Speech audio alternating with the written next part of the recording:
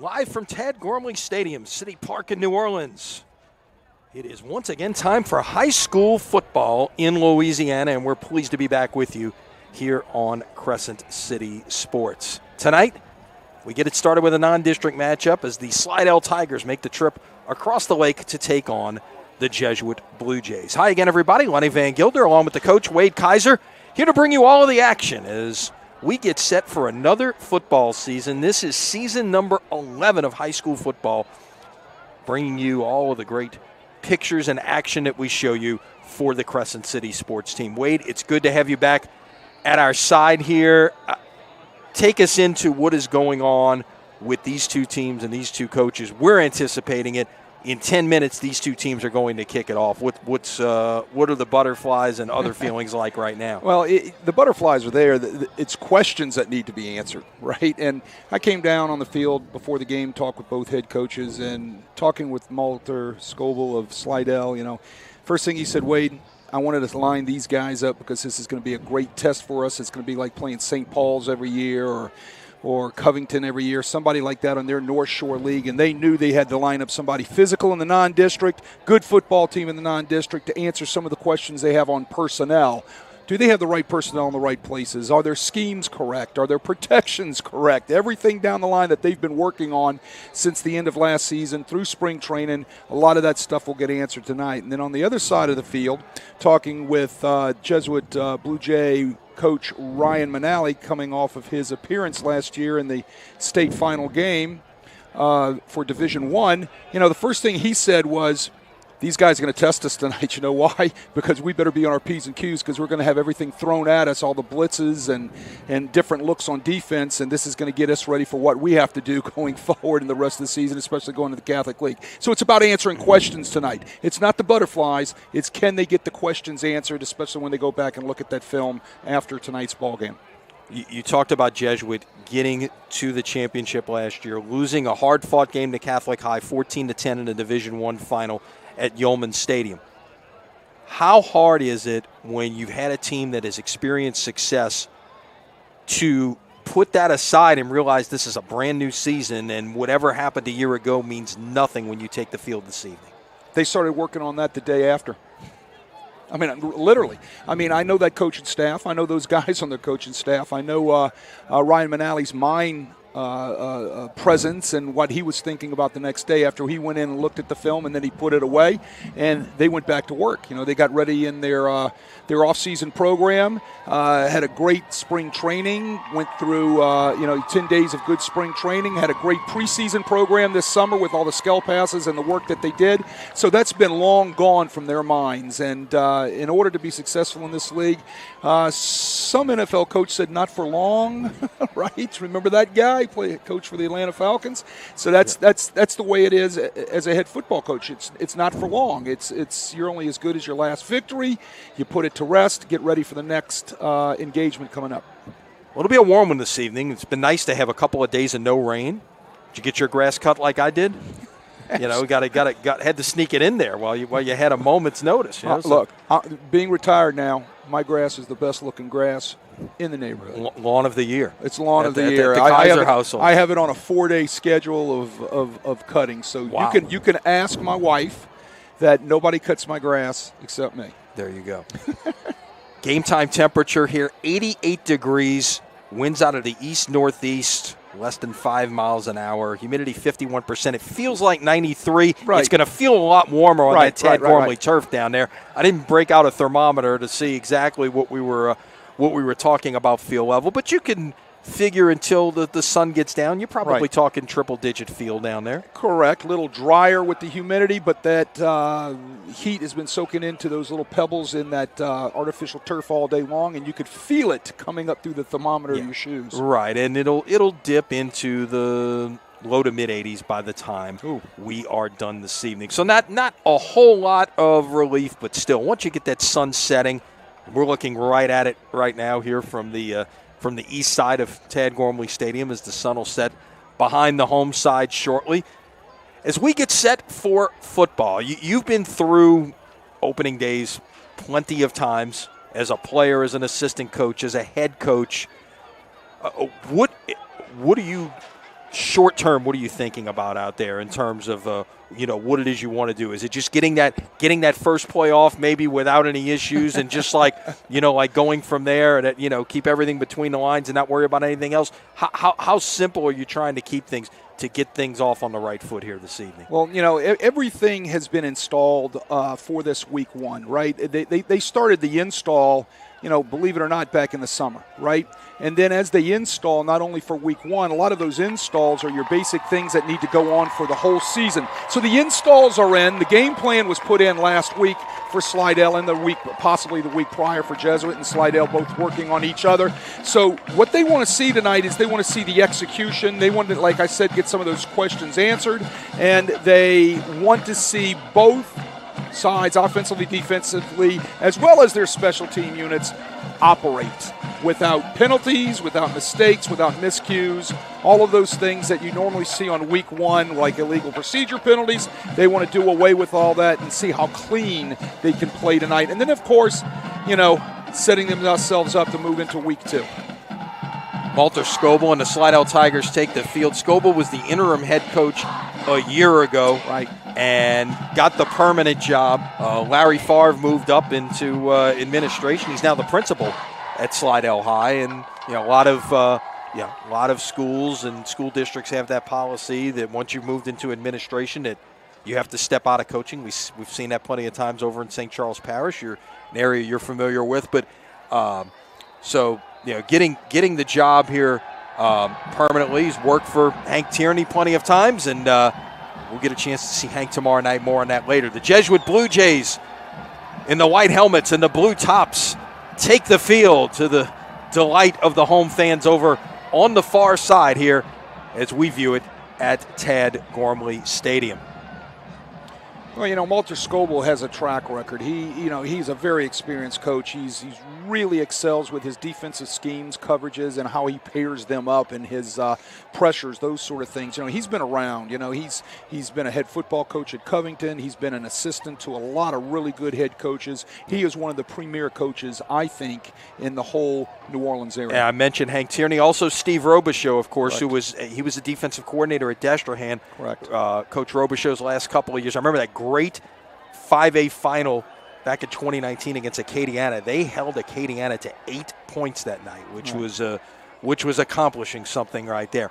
Waiting for the toss of the coin at the center of the field, and also the playing of our national anthem and an invocation before we get things started. Chris Abedy is our referee this evening from the Greater New Orleans Football Officials Association. The rest of his crew: Eric Butler is the umpire, Scott Center the head linesman, Alton James, the line judge, Terrence North, the back judge, Trevor King, the side judge, Lorenzo Matthew is the field judge.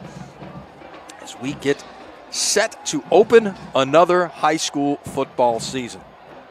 That just sounds good. And really for the first time, I guess in 3 years, Wade, everything is kind of, we're getting back to normal here a little bit. 2020, I remember we, last year, we were starting to come out of COVID, and then we had Ida and didn't get the season started until week 3. And then, 2 years ago we had, we were still dealing with COVID, and that pushed the start of the season back into early October and pushed, a lot of things back into, we didn't get state championship games till after Christmas that year. So it was really a strange season. But the good news is we haven't missed any seasons along the way. We've just, at least in these parts, have had abbreviated seasons the last couple of years. Knock on wood, we will get a full 10-game regular season in these parts in 2022. Well, that's the great thing about Louisiana football. You can send everything down the pipe at this state. This state somehow, some way is going to make sure it's going to play football on Fridays, Thursdays, Fridays, Saturdays, and Sundays. Might be a little delayed, might be pushed back a little bit, but all associations together are going to make sure that this state gets fed football, and it's great to be starting, week one.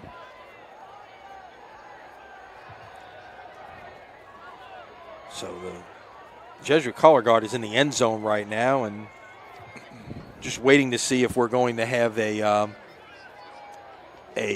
coin flip first, or if we're going to have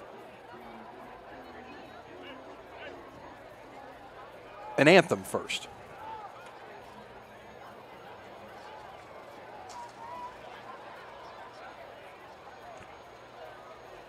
stand by for that. Looks like they're all trying to figure that out. Yeah, exactly. It's almost like you got teams waiting in the tunnels to see who's going to come Right. out first. Correct. Yeah, it's. Yeah, I've been through that scenario before, especially with the late great Don Shows up at West Monroe, one quarterfinal night up there, waiting to see who's going to come out first. So, remind me, I'll tell you that story sometime.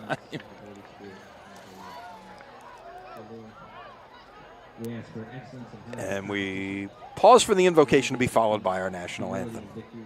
So all we say is think and do tonight may be directed to your greater glory. As we pray together, our Father, who art in heaven, hallowed be thy name. Thy kingdom come, thy will be done, on earth as it is in heaven. Give us this day our daily bread, and forgive us our trespasses, as we forgive those who trespass against us. And lead us not into temptation, but deliver us from evil. Amen.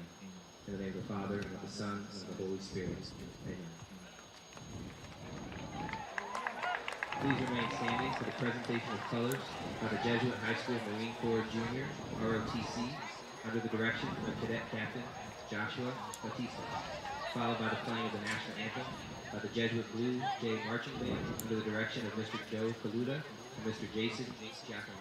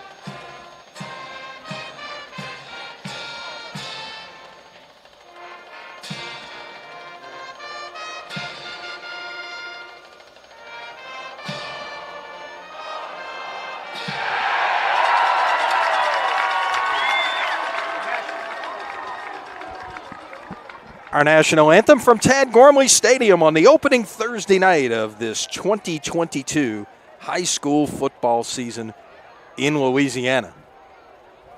Not the only game going on here this evening. There's games all across the state, across the area, one of which we'll keep an eye on, keep you posted on. You can listen, by the way, on 106.1 FM Nash Icon this evening with our Crescent City Sports colleague Ken Trahan on the play-by-play as Archbishop Rummel is headed to Hammond to play host to Ouachita Parish this evening.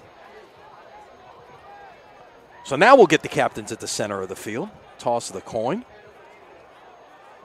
Well, they figured out what they were going to do. Yeah, exactly. we got all of that straight, and just in time, Wade. The sun is ducking behind some clouds in the distance. We're not complaining. It definitely improves our view from this side.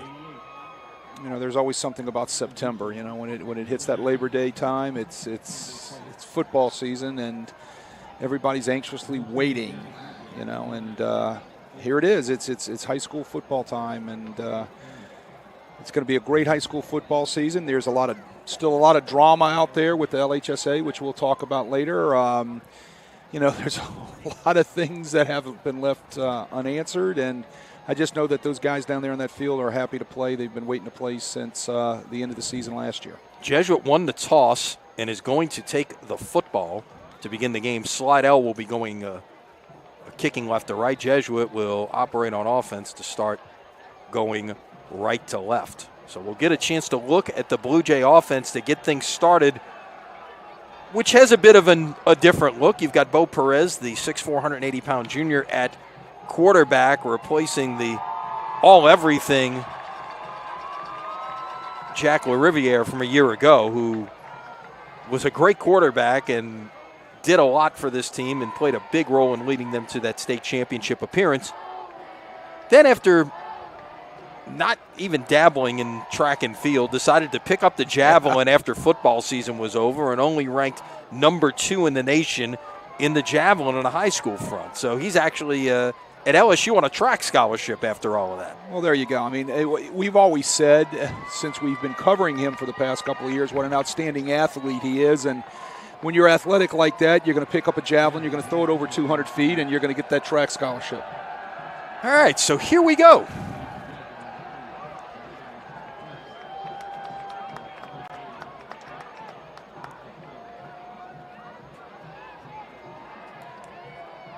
Tigers will tee this one up. Looks like they're setting up perhaps a pooch kick, and that is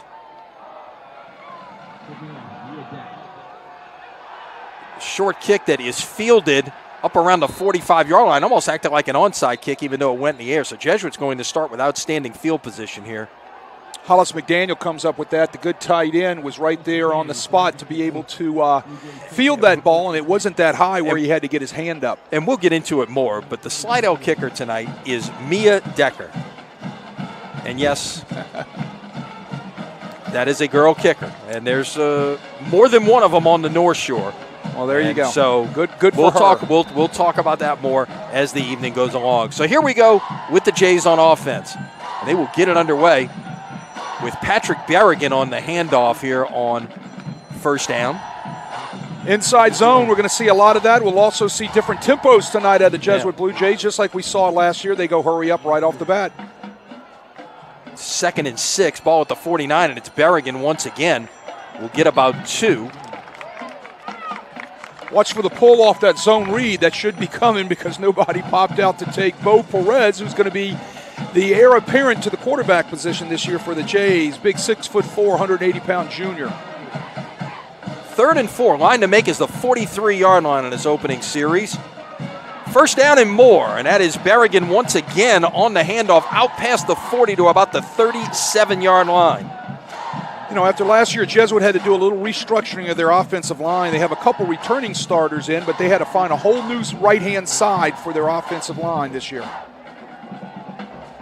Continuing with the tempo, and once again, they're going to give it away to Berrigan. Now, while they did lose their quarterback, the one thing they do have back is their entire stable of running backs from a year ago. And we could see 4 guys here this evening carry the football. Well, that's Jaron Duplessis on the carry, who's the returning starter.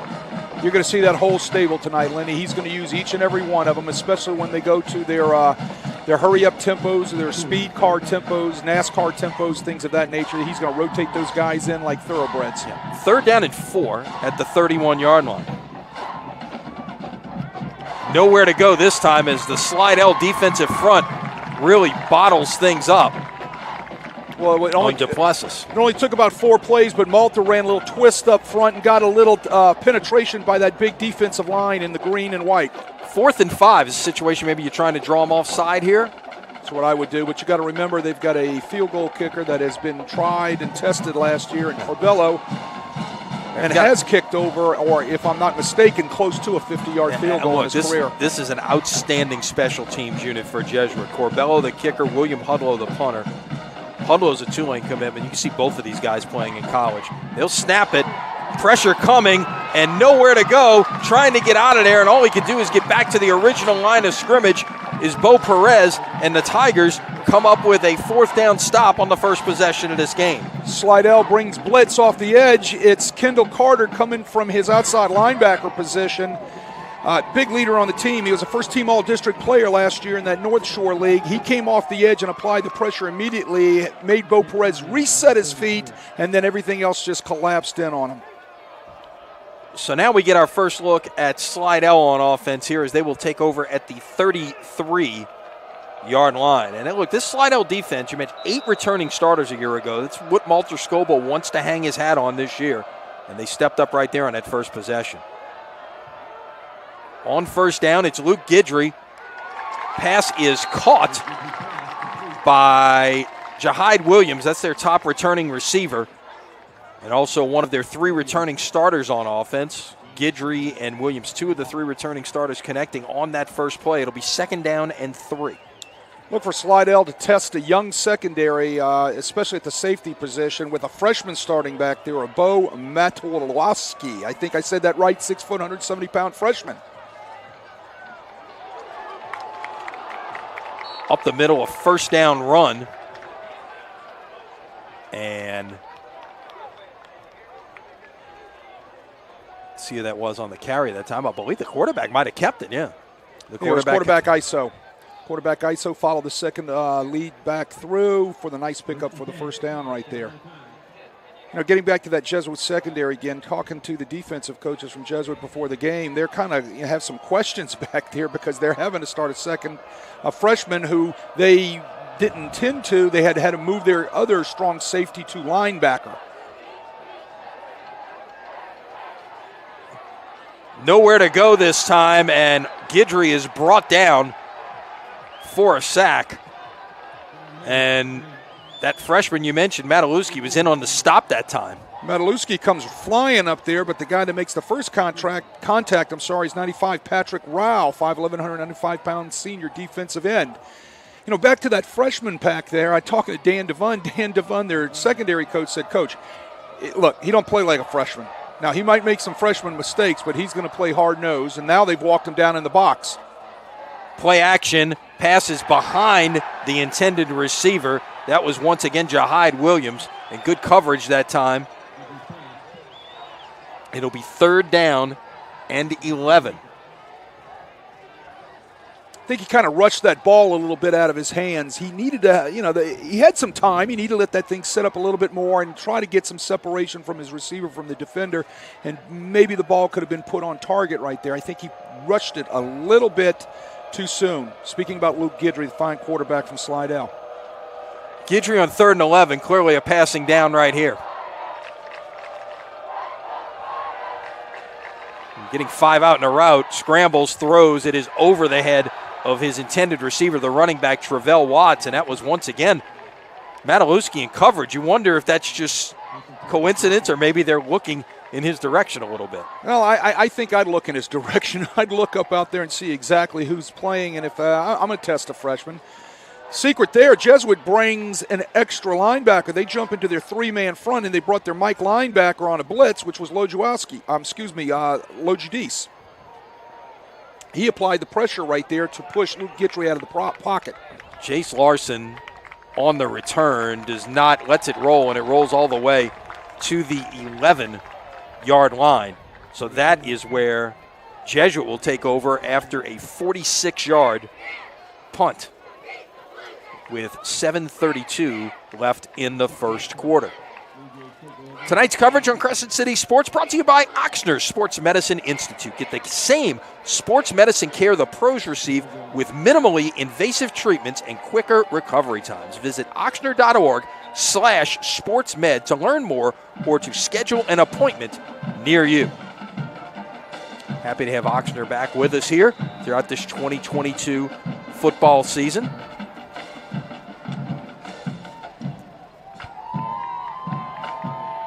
From the 11, give it away on first down. And a nice run out to the perimeter. It's Jasper Parker on the carry. You know, Jasper Parker came on the scene last year as a freshman. he was fine, especially towards the end of the year. They started giving him some touches, and he was popping some nice plays, and then now he's going to be dependent upon this year out of all of those guys. Oh, we had a little fumble right there, bad connection on the – this is what we were talking about before the game you didn't want to see, the little bad connections on the zone read, handoffs, and things of that nature, and there's one of them right there that will drive a coach crazy. So it'll go as a loss of 10. Officially goes as a team rush, doesn't get credited to any one player, but Jays get it back, but now they've got to operate with 2nd down and 20, back at the 19-yard line. And this time, the Slidell defense is waiting for Jasper Parker, and he maybe got a foot or a foot and a half. Actually, they'll put it back at the 19. It's no gain. That was Cole Koretsky in on that tackle. 5'10", 215-pound senior linebacker. Steps up, does a nice job getting the read, makes a nice play in the backfield on Parker. 3rd and 20. You don't have a lot of 3rd and 20s typically on your card. Nope. Try to run it again with Parker. And the Slidell defense is at home waiting for that one, and a nice defensive stop right there. That was Jalen Anderson, the 6'2", 225-pound junior, who brought down Parker in the backfield for a loss of 2. He stepped right around the fill block. You're going to see him chase down the pullers right there. If you got a chance to see that on the replay, that's what a good defensive lineman does. You always say you got to follow the pullers, follow the pullers. The pullers are going to bring you to the play, so he gets in the right hip of the puller, the second puller right there, and chases down Parker in the backfield for a nice loss. And we hit the 6-minute mark, and of course, in September, we take a hydration break right about now. Heat and humidity, of course, it's the recommendation. It goes through the month of September. Let me tell you something. I take a hydration break every 6 minutes. I'm telling you, just in this heat. It is a little toasty out there, no question about that, although I'm sure it starts to feel a little bit better now that the sun has dipped behind the clouds. And well, these guys are in great condition. Off into the western sky, yeah. They've been working all summer, and they've been talked to by their nutritionalists, their coaches, make sure they're on top of everything. Stay hydrated, no question about it. Well, now we get our first look at the Jesuit punter, William Hudlow, the Tulane commit. Better put his mouthpiece in. Handles a high snap. Gets that one away towards the sideline, and it will roll out of bounds at the 47-yard line. That will be a 36-yard punt. It's down on the field before the game, as I said. I was standing right next to William Hudlow and watching him punt the ball. You know when a guy has some strength and some pop in his leg. You heard that thunk every time he was kicking that ball. The last punter I heard that did that for me was a guy that played at Tulane, Casey. What was Casey's name? From St. Charles Catholic. He was a punter. Roussel. Casey Roussel. Thank you very much. I had to think for a second. Had a fantastic career at Tulane. No doubt about it. And Hudlow, of course, heading to Tulane as well. And that fits right in. I worked with his mom at Tulane. His dad has worked at Tulane for a long time. So that is definitely home. Well, it's going to be a good addition for the Green Wave. I tell you what, he was bombing them in pregame. By the way, their punter a year ago, Ryan Wright, made it out of camp and is the starting punter for the Minnesota Vikings. They run a jet sweep here on 2nd down and 8. And getting some yardage out of it is Mason Stringer on the carry. And that was Dominique Lojudis. We'll call his name a few times tonight. Returning starter at linebacker on the stop. Watch Lojudis run down the speed sweep from his middle linebacker position inside out. Right there, bang, nice tackle. Great eyes, great anticipation, good speed, good football player. 3rd down, 5. We got movement up front. Where did it come from? It came from the right defensive end. Those are the things that drive head coaches crazy. And on 3rd and 5, let's see. Does that give them the first down? That is very close. That's Patrick Rowell. He's going to be exiting stage right there, and they're going to talk to him about holding his water. It's going to be real close. Nope, they're moving the chains. First down. There it is, first down. And what's interesting, here we are, we're 7 minutes in. That's the first penalty we've had, Wade. Well, those you don't want penalties, but we've also had a ball on the ground, and now we've had a jump off sides right there, and all of that by Jesuit.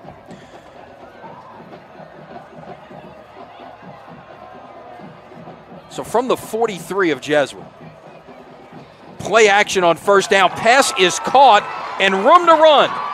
Jahide Williams trying to get to the perimeter out near the 20-yard line. It's going to take about 4 Blue Jays to bring him down there. First down, Slidell.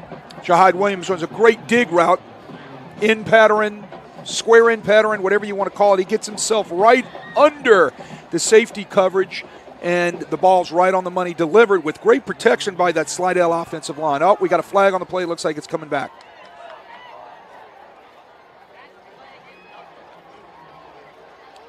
I didn't see it, Wade. I didn't see it either, but it's coming back. Came back 5 yards. Well, that's going to negate that play, but I tell you what, that offensive line really stood up to the pressure that time, and Guidry stepped up and delivered on a dime, but it's all for naught. It's coming back. It's going to be 1st and 15. 1st and 15, yeah, at the Jesuit 48-yard line.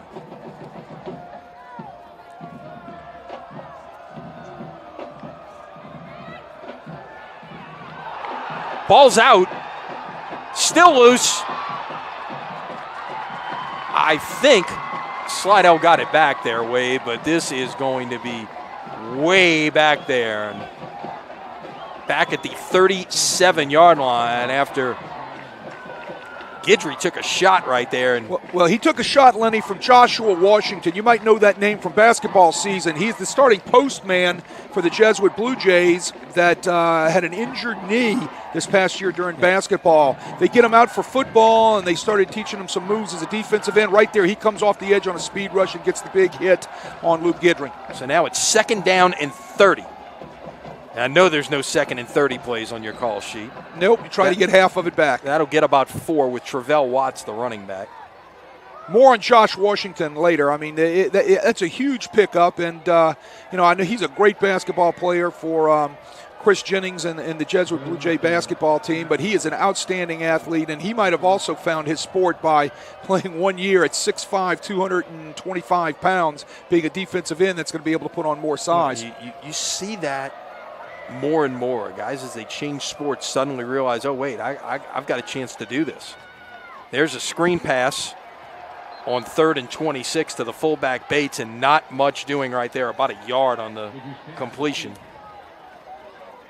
Well, Slidell was in good shape with the square-in pattern earlier by Jahide Williams. They were going to play 1st and 10 at the 21-yard line. It gets called back. Then a sack fumble for a loss of 15 yards. It goes back in the wrong direction, and the Blue Jays get a stop here, and they'll get the football back. That is Harrison handling the punting. That was one concern for Malter Scoble, I know, coming into camp. As first chance we've really had to talk about Jace Larson this evening, as he gets about 10, 11 yards on the return right there, and will get the Blue Jays out past the 40-yard line, I believe, to start this possession. Yeah, put it down at the 42-yard line. Jace Larson, our first time to talk about him, he can catch punts, he can do kickoff returns. He's definitely an outstanding athlete. Last year, 16 TDs. Yeah. Star on that offense. On only 31 catches, I might add, for 763 yards. So he was a big play waiting to happen anytime he touched the football. And he will be this year. We've got a penalty that's now being assessed. And he will be this year, too, once both Perez settles down and they get everything figured in and dialed in with the offense. Chase Larson will be another huge weapon for the Jesuit Blue Jays as they move forward through the season. And I think where you may have to see it come from, Wade, is from play action. They are going to be so, I don't want to say dominant in running the football, but obviously it's going to be the strength of this offense with the running backs that they have. If you get the running game going and you go play action, you can get Larson loose over the top. You got a chance to make some big plays. Absolutely. So on 1st and 10, this will be Parker on the carry, and nothing doing there. Some good adjustments here for the Slidell defense. They've given up a couple of chunk plays on the ground, but then they've adjusted nicely. Well, they're doing a little bit more twisting and pinching up front with those big defensive linemen that they have, some big guys up there. So those guys, especially anchored by 375 pounds, 6'2", Jeremiah Charles, number 91. You said 375, right? I did say 375. That's a big fella right there. That's a big fella. And just a junior. Yes. Trying to come this way, and again, nothing doing for Jasper Parker. There's a nice hit delivered. Again by number 9, Kendall Carter. Carter, first team All-District a year ago. Well, one thing Walter Scobler's always going to have is going to have a salty defense, and he's going to get people to the ball. He's going to make sure that he gets the right personnel on to match personnel of other offenses, which is what he's doing right there. And he's going to make sure that he disguises his coverages, and then he's going to bring pressures and marry them up with those coverages to be able to get pressure on your quarterback. That's one of the things he did at Destrehan. He did it at Covington also, and he did it at Shaw. Trying to get away, but nowhere to go right there. Bo Perez is brought down at the 23-yard line for a 9-yard sack, and Jesuit is going to have to punt the football away. Well, looks like, and I think I wouldn't be speaking out of turn here with Jesuit having to fit 3 spots in on their offensive line from a year ago. You know, they're still having to blend. They're having to work together. They're having to work on blitz pickup. All of that takes a little bit of time to configure. And again, those are the things you want to try to iron out in this first game, and you want to see if what you're doing works. Those are those questions we were talking about in the pregame show. That is the end of the first quarter. By the way, Cole Soretsky on that sack. So 12 minutes in the books here from Tad Gormley Stadium, and defensive dominated thus far. We are scoreless. Gives us a chance, Wade, to remind you, as for 12 minutes in the books, is tonight's coverage on Crescent City Sports, brought to you by Superior Benefit Solutions, who takes great pride in bringing 5-star service to our community. Whether it be attracting employees, retaining quality employees, competitive benefit packages, or cost savings, we are here to provide solutions. No business is too large or too small. We provide enrollment technology, HR platforms, and very competitive programs to keep you in the game. And also specializing in individual life insurance. Contact Justin Manali at 504-307-8905. Visit us at SuperiorBenefitSolutions.com.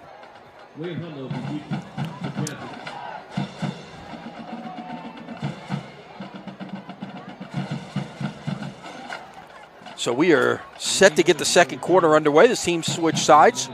Blue Jays will punt it away on the first play of quarter number 2, now going left to right. And Hudlow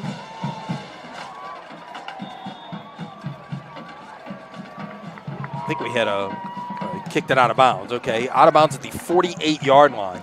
Well, he was aiming it out of bounds. Right. I think he was trying to keep it out of the hands of the Slidell returners, which have excellent speed. So directionally punting the ball out of that shield punt protection, he angled to his left, and he successfully kicks it out of bounds. I love it when I could tell a punter, hey, kick it out of bounds. Don't kick it to that guy. There you go. Right?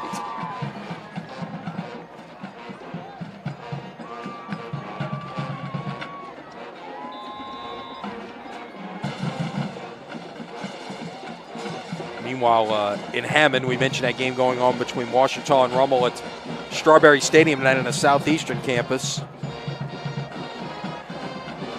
Rummel leading 6-0, but I believe Ouachita just scored to tie that game up. On first down, pass out of the backfield that time. Got it to the fullback, and got to like a fullback who can catch the ball, and Austin Bates shows you some good hands right there, Wade. Gain of 6. It'll be 2nd down and 4. Well, he was a secondary receiver. He stepped up to pick any linebacker blitz up. Nothing appears. Then he runs an option route off of that linebacker who drops into coverage. Linebacker went in. He went out, catches the ball. Judice hustle over there and makes a nice tackle. 2nd and 4. Across the 50 now at the Blue Jay 46. Passing again. And this is once again the fullback, Austin Bates, staying on his feet and getting the first down. Nice second effort that time by Bates as he gets 6 once again. Great second effort, breaking a couple of tackles right there. Nick Jacobs comes up from his corner position to lay the hit. Just can't wrap him up. Great second effort right there by Bates, 5'9", 200-pound senior. picking up the first down. Nice little drive. Slidell's got something going here. Check that. It's a gain of 8. They move it up to the 38-yard line. By the way, Jacobs, another Tulane commit.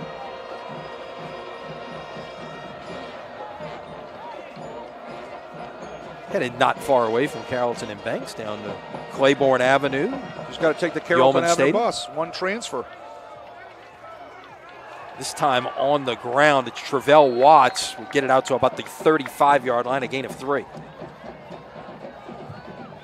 Running that inside zone right at that linebacker position right there. Lojadi steps up again, calling his name. He's the first guy to come up and apply the pop. Jesuit staying by down and distance and staying in their 4-man front on rundowns, and you'll see them get into a 3-man front on most passing situations.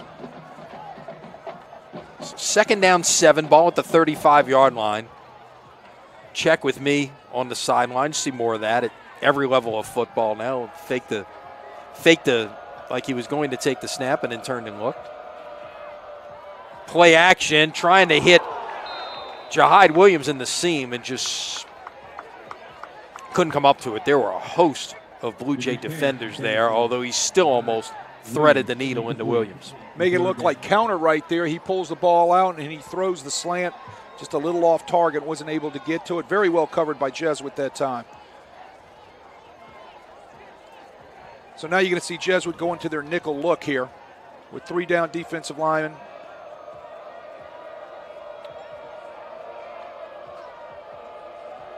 Third and 7. Guidry rolling, stopping, throwing, intercepted.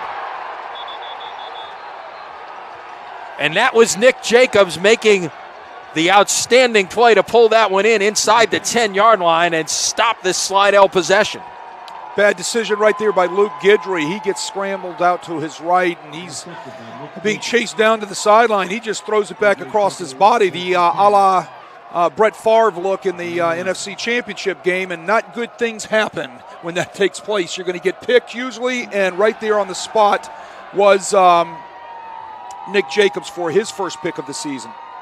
They'll play it at the 6-yard line, so look, you don't Jesuit has not really gotten much going offensively other than a couple of nice runs. One on the first series that was by Berrigan, and then on the second series, Parker popped one. But other than that, that's been about it. Now you're backed up in the shadow of your own goalpost here, so you better get something going.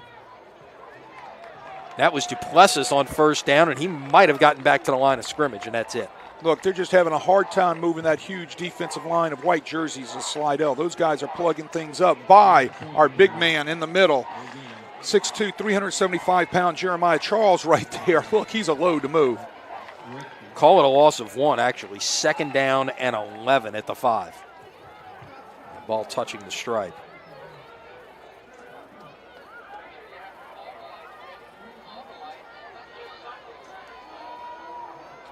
Pass is caught.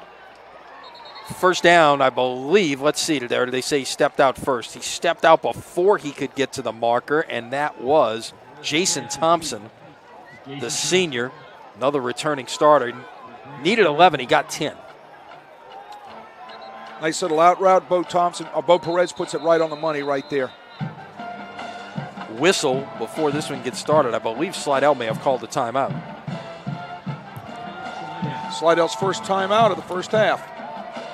Now I want to go back to the interception just for a minute, and it's something that I always try to harp on with quarterbacks about, sometimes you've just got to take that sack or get out of bounds, right? The situation is we don't want to give up the ball down here when you're going to have minimal penetrations down into the area of your opponent, right? So don't force things that don't fit. That definitely didn't fit. Sometimes you just got to take your loss and play again. Right. Must be a reason. Must be a reason. Thanks to Ronnie Lamarck and his team for once again supporting high school football here on Crescent City Sports. 3rd and 1.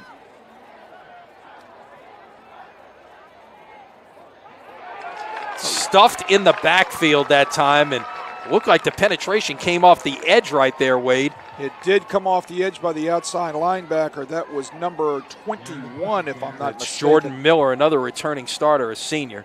Comes off the edge right there. They bring the outside blitz. Their Jesuit goes to 20 personnel right there. 2 backs trying to run ISO and power, pick up that short yardage, and they get clipped off the edge. Nobody picked up the backside penetration.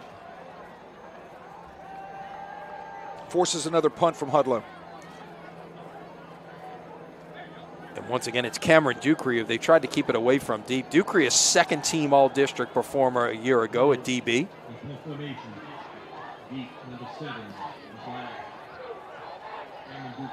And this punt will take a Blue Jay roll and go down at the 43-yard line. So a good friendly roll makes it a 43-yard punt for Hudlow. So the Blue Jays thus far, 4 possessions, stopped on downs at the 32-yard line, and then 3 punts.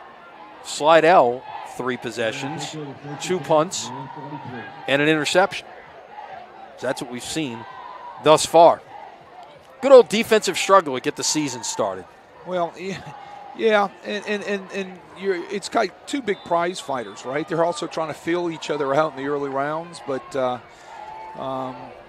there's a lot of coaching going on the sidelines under those tents, looking at those videos right now, trying to come up and fix schemes, trying to fix problems, making sure they're getting bodies on bodies, especially on those inside zone schemes, all that type of stuff, making sure right routes are being ran. All of that stuff's getting fixed right now on the sidelines by both teams. They'll fake the jet sweep and give it to Watts, and nicely defended that time by the Blue Jays as Lojudis got tremendous penetration and did not bite on the fake and went right at the back and took him down for no gain. Boy, is he a good football player. We've been watching him play for the past 3 years from that Mike linebacker position right there, and here he is in his senior year, and he looks all the experience of the world, getting to the ball where he needs to be and making a good tackle. Talking about Lojudis. 2nd down 10. A little waggle by Guidry, and pass is caught out near the first down. It'll be a couple of yards short, and that was the tight end, Gavin Dietrich, on the catch. Gavin Dietrich running the drag route at about 12, climbing up to 14, runs right over the top of the linebackers who take the play-action pass. Fake right there, and the ball's delivered. Good ball by Luke Guidry that time, as you said, running the waggle action. Reading that backside tight end, coming right into his vision. 3rd down and 2. Line to make is the 47 of Jesuit. Guidry will look over at his sideline.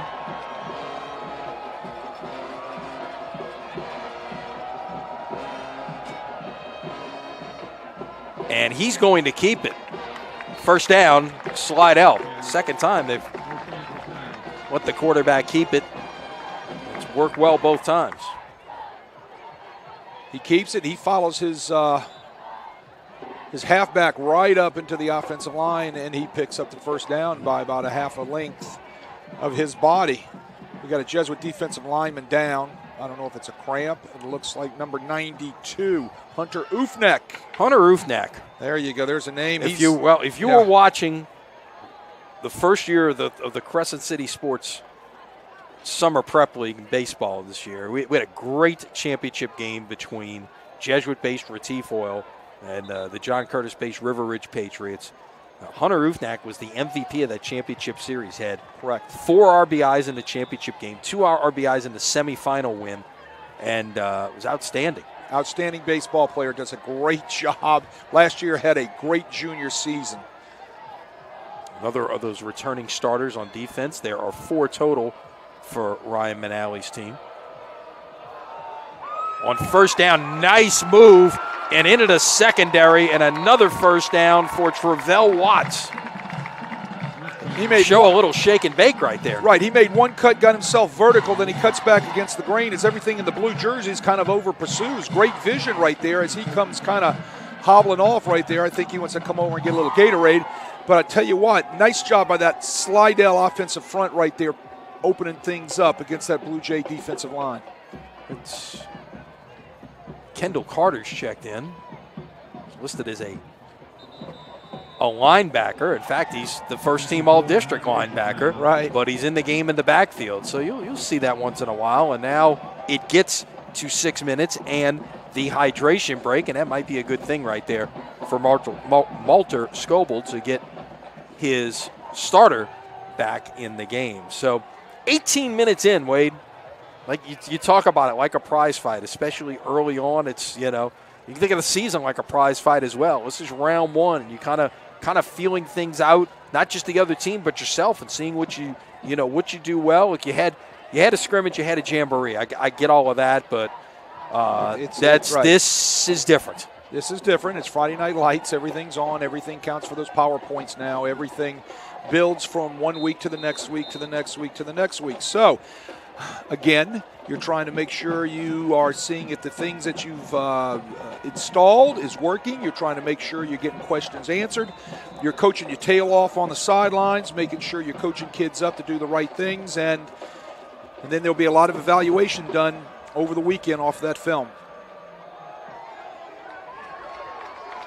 On the ground, and in fact, it was still Carter in there, and he gets out to about the 24-yard line, so he picks up about 9 on first down. Well, Carter can not only tackle, but he has a little burst as a running back also. Lowers his shoulder, gets himself low to the ground, and he picks up a nice 9 yards right there. Yeah, now everything's open in the book on 2nd and 1, isn't it? Everything. I like the shot right here off the play-action pass, especially to the freshman side up there to make sure that he can get over the top, because that's what they're giving you is a too-high secondary, as you can see right there. Instead, they'll give it away, looking to bounce it outside. Once again, that is Carter on the carry, and that's a first down. Nice hit in the backfield, and then it gives time for Will Holmes to come up from his safety position to clean things up. That safety comes downhill from his too-high position. He gets his read off the last man on the line of scrimmage, that offensive lineman. Then he comes down and he cleans up the alley, which he did right there. That's the way you play safety in a too-high defense. Broke that tackle in the backfield and just was able to get to the edge and get the first down. It's once again Carter, and this time he's going to be bottled up in the backfield. A host of Blue Jay defenders back there, led by the linebacker Tyler Otan. It started with the backside penetration who followed the pullers that time. When you're going to have a puller, you got to either have a filler or somebody's got to block back on the offensive line. Well, what happened there is the backside penetration went right around the block back, got into the hip of the puller, as we talked about earlier tonight, and made the tackle from behind, slowed it down so quick that the rest of the Blue Jays got there on the pursuit. 2nd down and 12 as the clock ticks down to 4:13, and Malter Scoble wants his 2nd time out here. Well, I mean, you're down here. Again, you want to make sure you got everything taken care of. You do not want to have another mistake or mishap down here. You never know how many penetrations you're going to get on the evening, and you got to try to make everyone count. So why not use those timeouts and make sure we're all on the right page here. Update from Hammond. Rummel has bounced back, leading Ouachita Parish 20-7 midway through the second quarter. So a couple of quick touchdowns for the Raiders after giving one up that actually gave the Lions a brief lead there. Well, I know Nick Monica was talking earlier in the year, maybe at the quarterback club and a couple of other places where he might have talked to you guys in the press about, the expectations of what he sees coming up this year, and they're going to be a much better football team.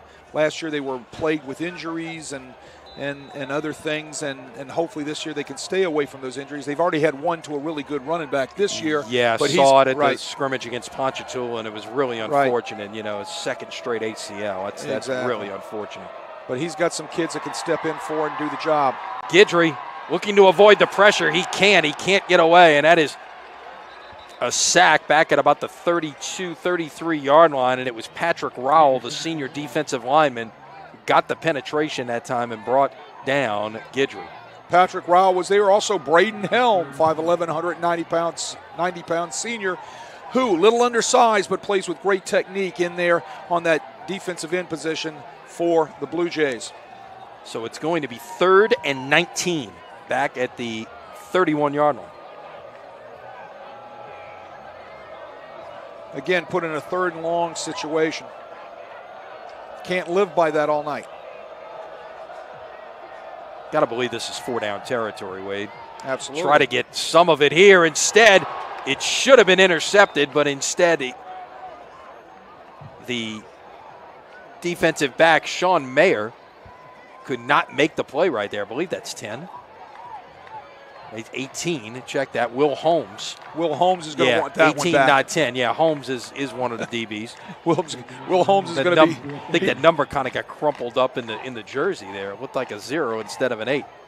That's going to be one of those ooh moments tomorrow in films. This is interesting. You punt from the 32-yard line here, but when you're playing defense the way Slidell is, you could pin the Jays back once again inside the 10-yard line. It could be big. This will take a Slidell bounce and go down at the 11-yard line. So puts Jesuit back deep again in their own territory. With only 3:09 left in the first half. Slidell, look, they didn't do anything there, but they kept the football for 5 minutes right there. And the last time I checked, if you don't have the ball, you generally can't score unless your defense finds a way to scoop a fumble or run back an interception, right? No doubt about it, and they're playing good defense tonight. So, down here you're playing the percentages, see if you can get some sort of turnover or something happen big for your defense. Jesuit unofficially with just 37 yards of offense thus far in the first 21 minutes of this game. Try to run it on first down, and they're not going to get back to the line of scrimmage here. The penetration by this Slidell defense right now is tremendous. And it's not just one guy. It is across the board here. Across the board, that time, number 96. Isaiah Galen. Right, does a nice job from his backside defensive end position. He's only a sophomore, 5'11", 245. He gets on the hip of the tackle, and he just follows him right down the line of scrimmage, and he bangs up Berrigan in the backfield. Berrigan loses 3. It's 2nd and 13 at the 8. Whistle, let's see. They did not run the clock on the previous play. So now they're going to run it. Let's see if they're going to let some time run off here. Reset the 40-second okay, clock. there they go. Now everything's basically back to normal.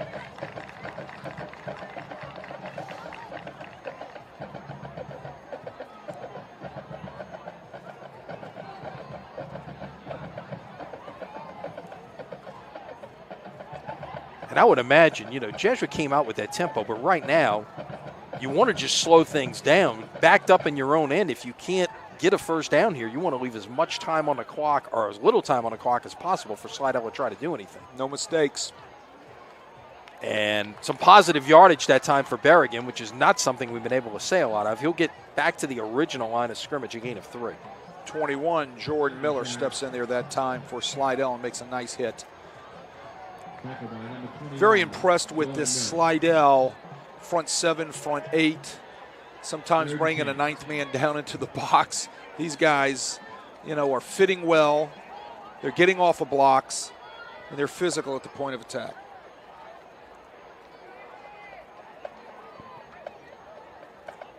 Charles, the big 375-pounder, comes off on what appears to be more of a passing situation on 3rd and 10.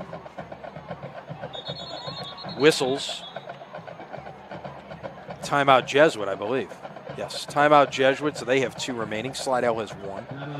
With 1:42 to play here in the first half. Coming up at halftime, Jude Young will take us through our preseason top 10s. Talk a little bit more about this first half. I'll let you hear some of the bands and get ready for a second half of football from Tad Gormley Stadium, which is looking more and more like the second half is going to begin with the same score the first half began with. Those preseason top 10s used to come out. I never looked at them. And I hear people in this press box going, but I never did look at them.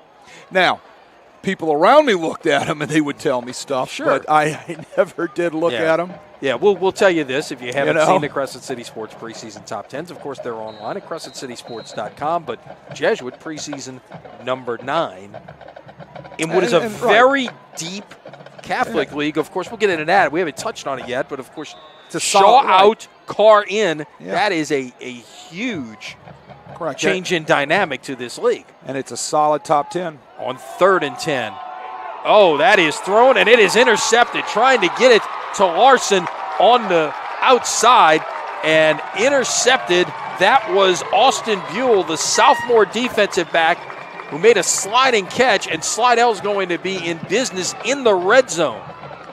Bo Perez tries to throw the out route. He gets a hand in his face with some pressure off of the right edge. I'm wondering if that got tipped, actually. Could have got tipped. It got a hand in his face. Don't know what happened right there. Maybe we can see it again on the replay. It just popped up a little bit on him, yeah. Right, and all of a sudden that ball kind of floats out there, and let's see what happens right there. You can see the hand get up, and it's just a bad pass, and it gets picked right there. Great pick. Slidell is in business with 1:36 on the clock. At the Jesuit 14-yard line. And trying to get to the perimeter and doing so, and inside the 5-yard line with a first down run, that is Travell Watts. Travell Watts does a nice job off tackle there, then bounces to the outside. The safety did not come down and fill that time as they have in the past. There he is. Oh, he got blocked on a push crack right there by the wide receiver. I didn't get that wide receiver's number, but he got cleaned on the push crack right there, which sprung the running back to the outside almost for the score. And I would think here on 1st and goal at the 2, and watching that Guidry is standing next to the referee, he's going to let the play clock run down to 1 and then call timeout. And that's an interesting strategy because this is, by our count here, Wade, this is Slidell's last timeout. So maybe they have another one, and we've got some incorrect information here. I don't know. We'll see. But 54 seconds to play.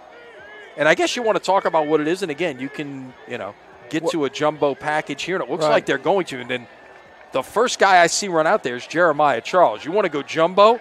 That is jumbo, boys and girls. 375 pounds. That's massive jumbo right there. But I've got Slidell using their 3rd timeout right there. They're using it to get their personnel on the field. They're going to make sure they count their numbers. They're going to make sure that all the right guys are where they have to be. So when they come on the field with this jumbo package, they are all in the right places so they can have 54 seconds to punch this ball in. They have plenty enough time to be able to run it and get into the end zone.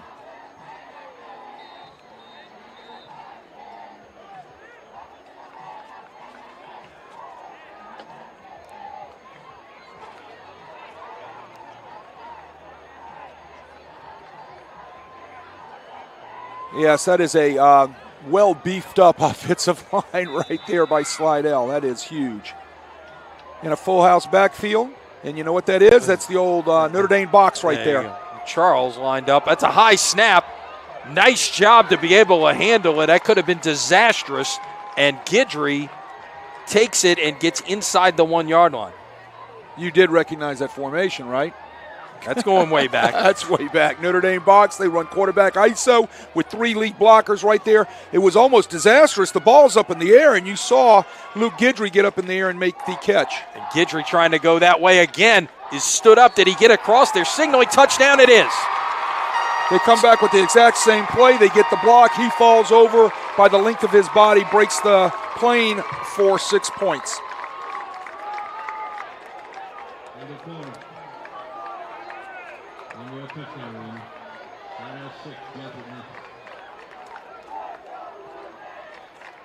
Ran over there behind Xavier Radcliffe, 6'4", 330-pound junior. And number 79, Makai Gill, 6'3", 300-pound junior.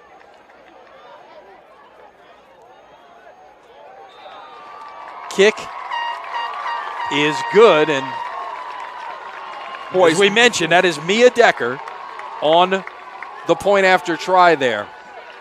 That is awesome. Bravo for that young lady. Mia Decker, she's listed at 5'5", 135 pounds. I watched her in warm-ups. That may be with every pad she can possibly put on. And you know she's she's that size. And you know what? At pregame meal, guys like Xavier Radcliffe, they go over and let her eat first. and then what she doesn't eat, I'm sure guys like Jeremiah Charles are going to handle on the back end. Clean it up, right? There you go. So 3 plays, 14 yards on the scoring drive. It took 1 minute and 11 seconds after the takeaway. And the Tigers capitalize and make this a 7-0 game. Now remember, we saw a pooch kick, or a very short pooch kick, on the opening kickoff. Do you do that again here? And in theory, you might allow Jesuit to be able to at least reach the end zone with some kind of Hail Mary, or do you just try to kick it deep? Well, I think they're going to go with the pooch kick again, or they're going to squib the ball on the ground. I don't think they're going to be able to get the ball that deep. It's Decker on the kick, and she does pop it up, and this is going to be returned out to about the 41-yard line, and that was Hollis McDaniel, one of the tight ends for Jesuit, who took that in.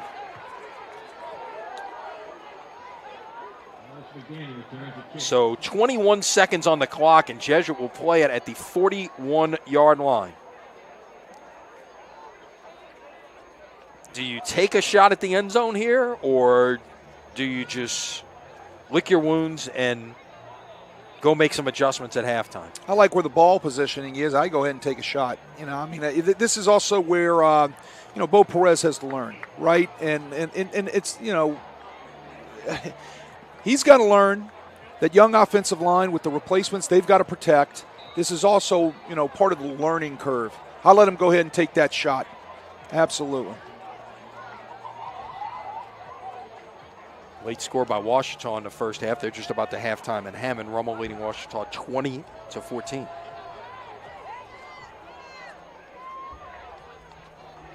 Perez step up and look to throw. Now he's going to look to run. He's got room to run. Out past the 50, 45. Best offensive play of the night for Jesuit comes on the legs of Bo Perez, and Ryan Manali will quickly call timeout with 11 seconds left. That's Jesuit's second timeout. They're in business right here. The next thing Bo Perez needs to learn is he needs to throw the football, right? They had a go pattern by the receiver up top, which was Larson. Larson, if you lay that ball out where you're supposed to put it, Larson's going to run underneath it. I think Larson had a step on the defender right there. He had a shot. Bo's got to let that go, and I know he's going to be talked about that, by Scott Bainsfar, the quarterback coach, tomorrow about, hey, you've got to throw that football to a point. Now, the other thing is this, is they actually spot the football back at the 43-yard line now, so move it back a yard. I don't know about his arm strength, but in theory, you may be able to reach the end zone here with that extra 16 yards, and you've got 2 shots to do it, you would think, with 11 seconds left. So 11 seconds and a timeout, okay? Mm-hmm. So he needs... Wherever right. it is, even if you complete it in the field of play, you can immediately call timeout, assuming the clock doesn't run out. And also, don't forget this, you've got an outstanding kicker, so even if you get no doubt 10 to 15 more yards, you might be able to get yourself in field goal range. Correct. So that brings the whole field spectrum in. You do not have to work the boundary because of that timeout. And you don't have to try to throw it in the end zone. Larson in motion.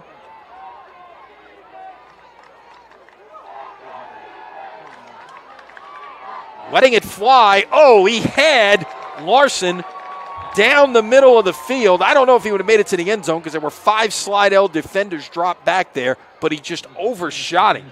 Perez had the man open and just couldn't complete the pass, so now it's 2nd and 10. Slidell bails everybody. 5 secondary guys just bail out there to keep everybody underneath, and there goes Larson, gets overthrown. Larson could have caught that football and probably ran it in for the touchdown. It had been close. Again, there's 5 guys, 5 guys back there. Could he have split some defenders and gotten in there? We've seen that kind of play happen before. Right.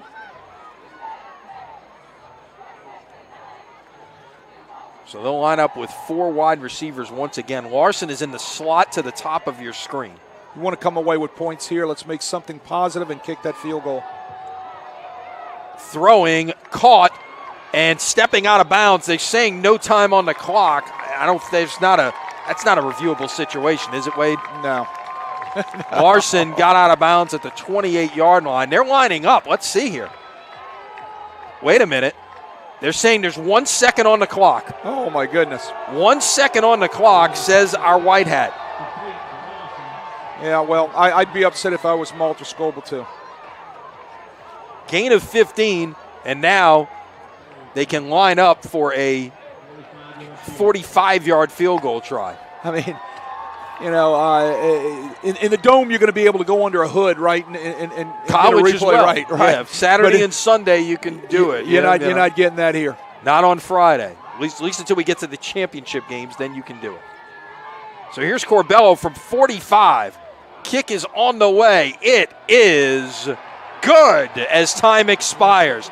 And that, I believe, Wade, has got to be a huge lift for Jesuit, having done really nothing offensively in this first half, to go in the 2-minute drill, really the 25-second drill, and come away with points as time expires to make this a 7-3 game at halftime. Well, it's a big shot in the arm, and that's something you can build on as you go into the locker room, and you can talk about that. That's the positive thing you start off with right there. Bang, we came away with points.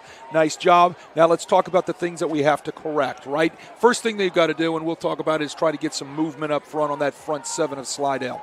And they got to figure out a way in that locker room to do that. And, of course, no more turnovers. No doubt. No doubt. Wow. So if you're Malter Scoble right now, what do you talk about that? What is he going to talk? He's got to be happy with where he is right now. But what are you talking to your team about in the locker room? Well, first thing I'm doing is I'm calming down after ripping an official, which I never did, for about 1 second on the clock, right? And then, as he's doing right now, he needs to cool his jets a little bit, get in there, and talk to his football team about, hey, let's keep doing our job up front with our front seven, front eight. We're doing a great job controlling that line of scrimmage, and let's continue to do that in the second half. Let's don't go asleep in the secondary, because they're going to come back with the play-action pass stuff in the second half. Offensively, what do we got to do? We've got to control the line of scrimmage, keep controlling the line of scrimmage as we did in the second quarter, because I thought in the second quarter they kind of, started to manhandle Jesuit a little bit up front, their front seven. So let's continue to do that. Let's make sure that we've got all of our blocking assignments down offensively and our protections when we need to throw the football. Well, we mentioned this is week 1 of the high school football season. First of 15 weeks of high school football that wraps up in the Dome.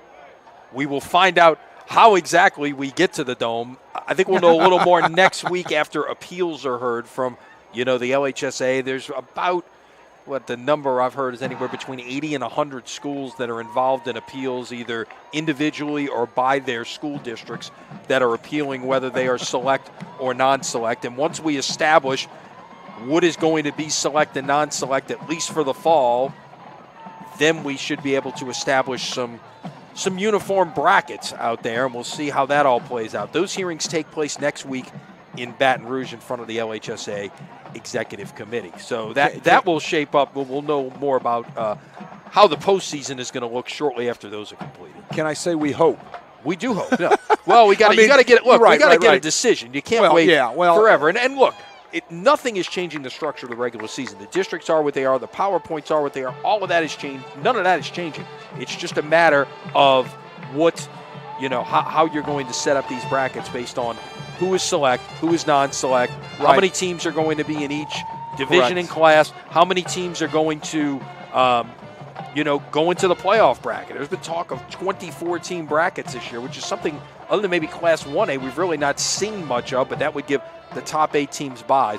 We will see certainly that. But we mentioned, again, it is week 1, so Jude Young from Crescent City Sports is going to take us through just what we've got in terms of breaking this down heading into the season. It's a look at our preseason football rankings as presented by Crescent City Sports. Jude? Louisiana's high school football season is officially underway, so we now take time to look at the CrescentCitySports.com preseason rankings in the 5 classifications, and we start in the largest of them in Class 5A, where the 2 champions from the highest classification and division playoff bracket last season hold the top 2 spots. Zachary and quarterback Eli Holstein will look to do it again in 5A. They're number 1, and Catholic of Baton Rouge holds the 2nd spot after winning another Division 1 state title. Powerhouse Acadiana in the 3rd spot, followed by fellow annual contender Destrehan. At 5th, the Bearcats of Ruston, and in 6th, Brother Martin.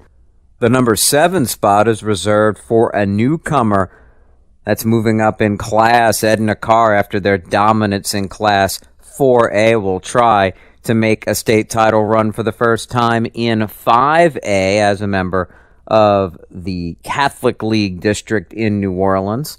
They'll be in the select bracket in the postseason, as will, of course, the next two schools part of said Catholic League. John Curtis, as head coach J.T. Curtis's chase for the all-time wins record in American high school football continues. Jesuit, the runner-up in Division I last year, under second-year coach Ryan Manali, looks to take one step further, and Washita Parish rounds out the Class 5A top 10. As we move to 4A, where Warren Easton, probably glad to see Edna Carr having moved up. They'll try to get back to the state title game as they were runner-ups last year.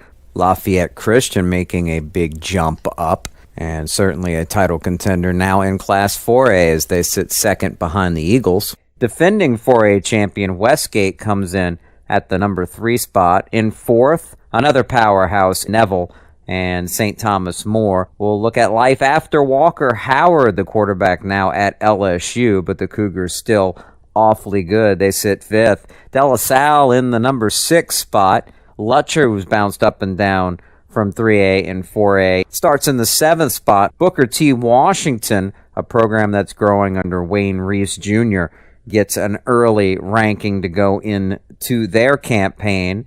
In the 9th spot is Northwood, and at the number 10 spot, it's Archbishop Shaw with Hank Tierney back at the controls after a couple of decades away from the school on the West Bank. In 3A, talking about powers, we see some familiar names at the top of the poll. University Lab getting the number 1 spot, and Sterlington always a threat to go all the way at number 2. And Meat is locked and loaded with talent again. They're sitting in the 3rd spot. E.D. White, after their tremendous season and reaching the Division II final last year, they sit 4th. The names of the usual suspects continue with the Farmers of Union Parish in 5th, followed by Madison Prep at number 6. Lake Charles College Prep didn't get a chance to compete in the playoffs last year, but the Trailblazers are awfully good once again in 2022. The 8th spot belongs to the St. James Wildcats, followed by Church Point, as they put together impressive seasons in recent years, and Bogalusa grabbing the 10th spot in 3A. We move to Class 2A, where St. Charles Catholic, well, they won a state championship last year with a fantastic defense.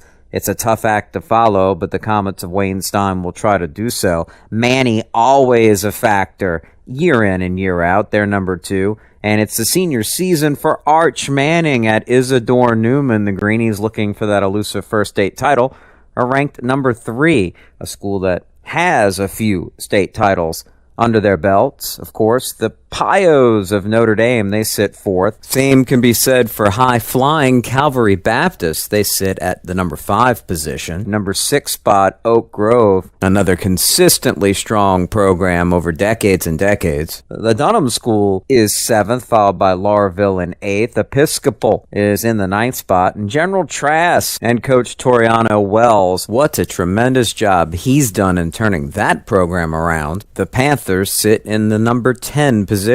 We finish up with Class 1A, and surprise, surprise, it's those Southern Lab Kittens taking the number 1 spot. Southern Lab, the defending Division 4 champions, the second-ranked team in our poll, the defending Class 1A champions. It's the Homer Pelicans, coming off their first state title since 1939. Washita Christian, always strong, sit at number 3. Same can be said for Logansport at 4, and Kentwood ranked 5th. Vermilion Catholic is in the number 6 spot. Haynesville, again, we know the Golden Tornado, always a threat to go all the way. Riverside Academy in 1A now is ranked number 8 to start the season, followed by Ascension Catholic 9th, and Opelousas Catholic is ranked number 10. Be sure to check out CrescentCitySports.com all season long for rankings and previews, and, of course, the best high school scoreboard in the state on Friday nights, the All-State Sugar Bowl, Louisiana scoreboard. Trust me, the score's first and most accurate all the time, and only in one place. That's CrescentCitySports.com.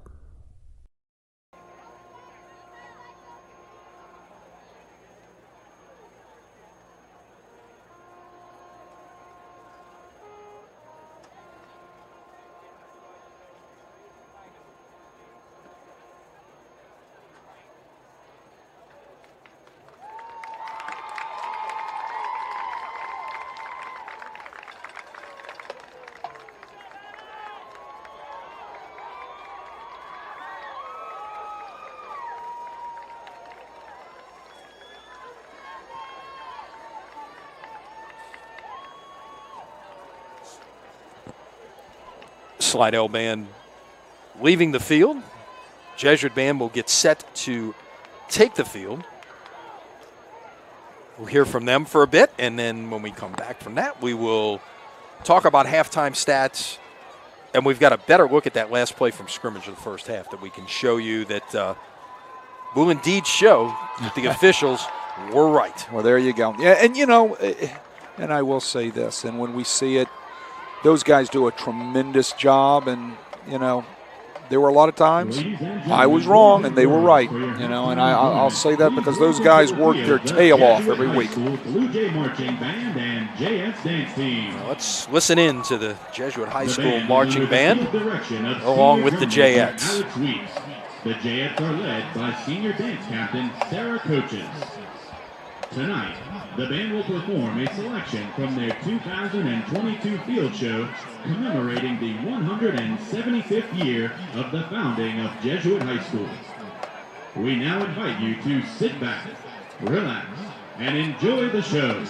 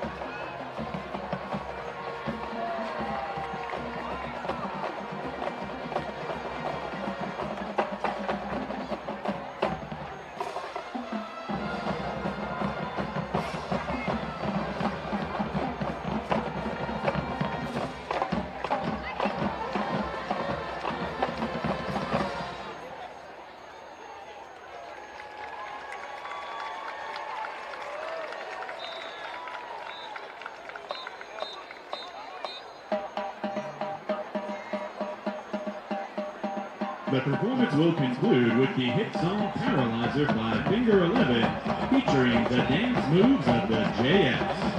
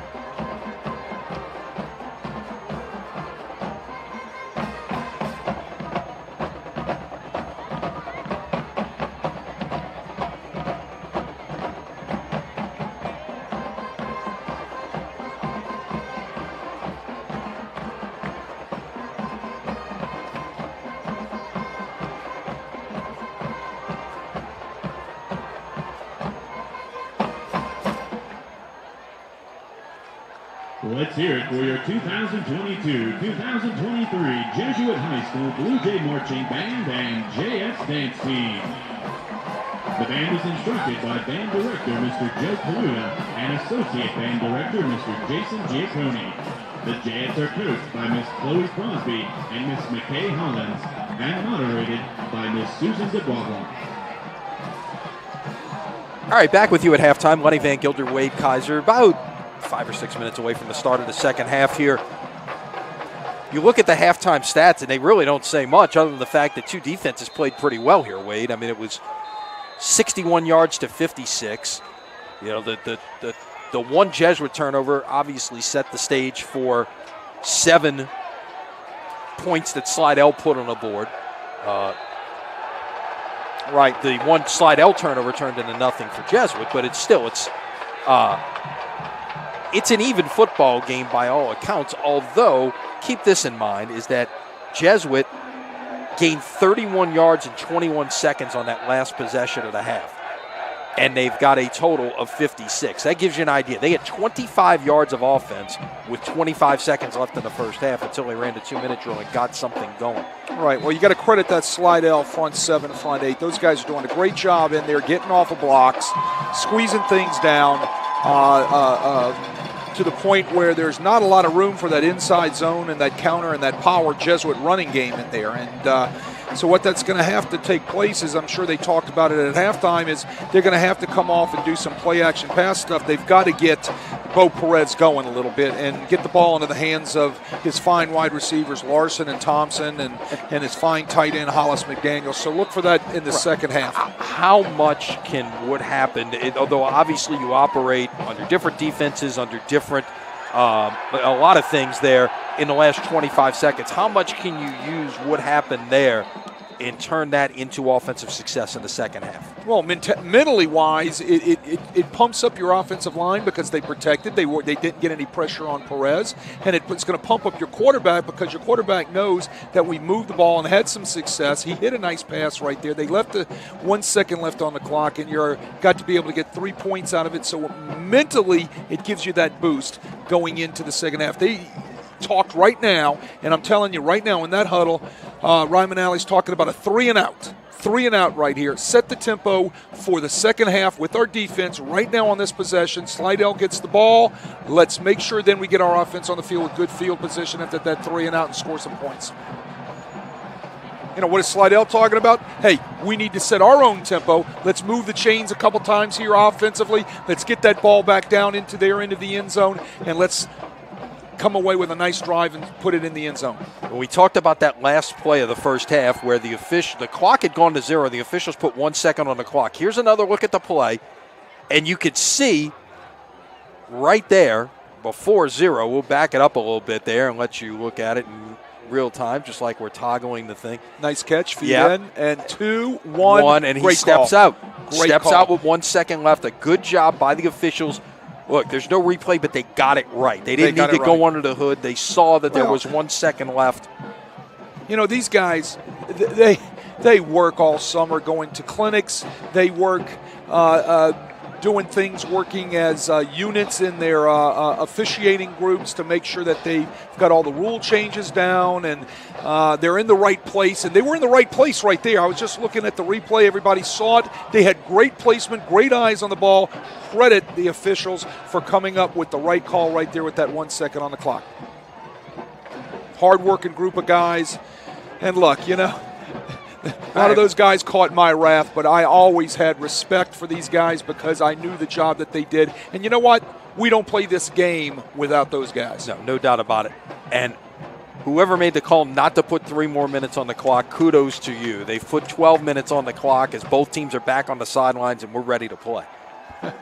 Officials will take their place. Teams will take the field. You know, it's one rule that makes no sense to me, and everything that goes on in high school football is why we have to add 3 minutes to the clock for a warm-up. Well, the band should be off the field with 3 minutes left. You give, even if you put 20 on there for halftime, you give each band 8 minutes, and you're off the field by 3, and then you let the teams warm up for 3. It's not that complicated. Well, I can bore you with the process of how all those rules come out, right? I understand. and what takes place in the thinking of that by the National Federation Rules Committee. But we won't get to see a good game of football the second half if I got into that story for you. No. So Corbello, who kicked the field goal in the last play of the first half, will get a chance to kick off for the first time tonight. Booms this one into the end zone for a touchback. Oh, he's got a leg. You can also hear the thunder in his ball when he kicks that thing. In pregame, I was watching and listening to both of the guys, and it was like, you know, those heavy, big rockets that boom off on New Year's Eve, because that's what it sounded like every time they hit the football. So Slidell will begin at the 20-yard line. In the first half, their quarterback, Luke Guidry, threw it 8 times, completed 4 for 29 yards, had an interception. Question is, let's see what Jesuit does to make any type of changes up front with their front 7. Give it away on first down, and a nice play by the Blue Jays defense and tremendous penetration coming off the edge that time. That was Patrick Rowell from his defensive line spot. A loss of 5 on the run that time by Watts.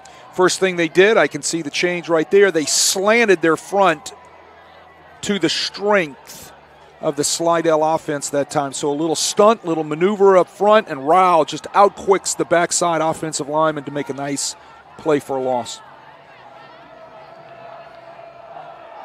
2nd and 15. Play action. Get it to the fullback.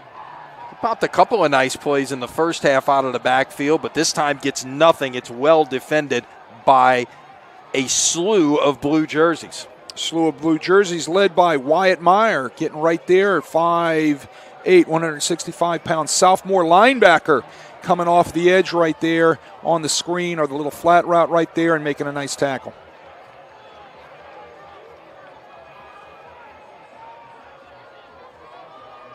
So 3rd down and 15. The line to make is the 30. Let's see if Jesuit drops 8 again this time. Last time they did that, they came up with an almost pick by Holmes. Here comes the blitz. Nope, they back out.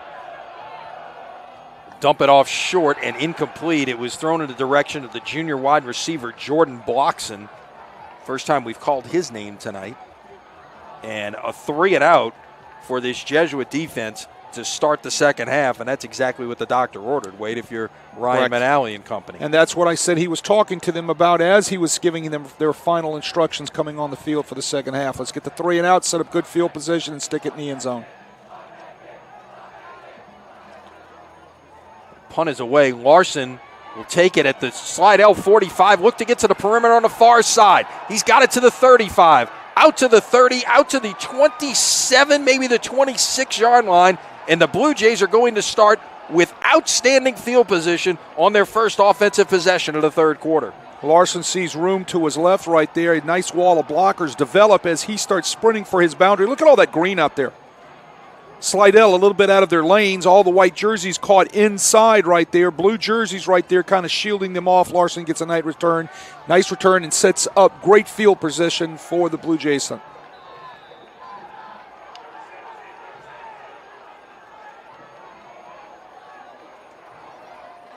So best field position of the night for Jesuit offensively. They will start this series at the Slidell 27-yard line. And before this play can get underway, Slidell is going to use its first time out of the second half. I think they saw something they did not like about the Jesuit offense right there. It does give you a chance to tell you that tonight's coverage on Crescent City Sports brought to you by a new sponsor, TMJ and Sleep Therapy Center of New Orleans, specializing in the treatment of craniofacial pain and sleep breathing disorders from birth to adulthood. Dr. Terry Billings and Dr. Emily Levy offer alternatives to CPAP machines, treat headaches and facial pain, and assess craniofacial development in children. Call 832-2222. That's area code 504-832-2222 to help restore your health and live a pain-free life. Leah ever complain about you snoring, Wade? Oh, my goodness. Christy complains about me snoring. We had a little conversation this afternoon when I got home about that. It's funny you ask. On first down, play action. Ball is out, and it's picked up by the Tigers as the Jays took a shot on first down. Bo Perez was back to pass and got stripped. He got stripped by number 88, Gavin Desso, coming off the right edge, 6'2", 205-pound senior. Bo Perez held on to that ball too long.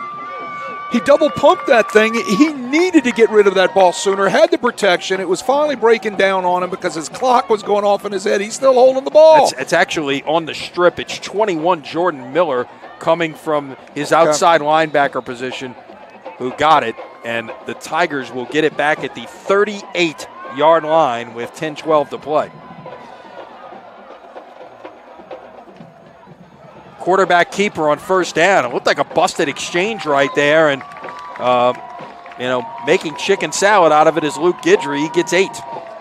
It did look like a busted handoff. Guidry just takes off in the opposite direction from where the flow of the offense was going, almost turned into a zone read type of look, and has a nice pickup, and now they're sitting in great situation here on down and distance.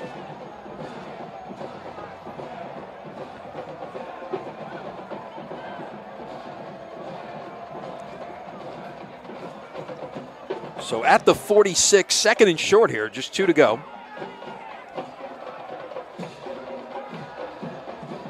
Pass is caught for a first down, I believe. Yes. Or did they say incomplete?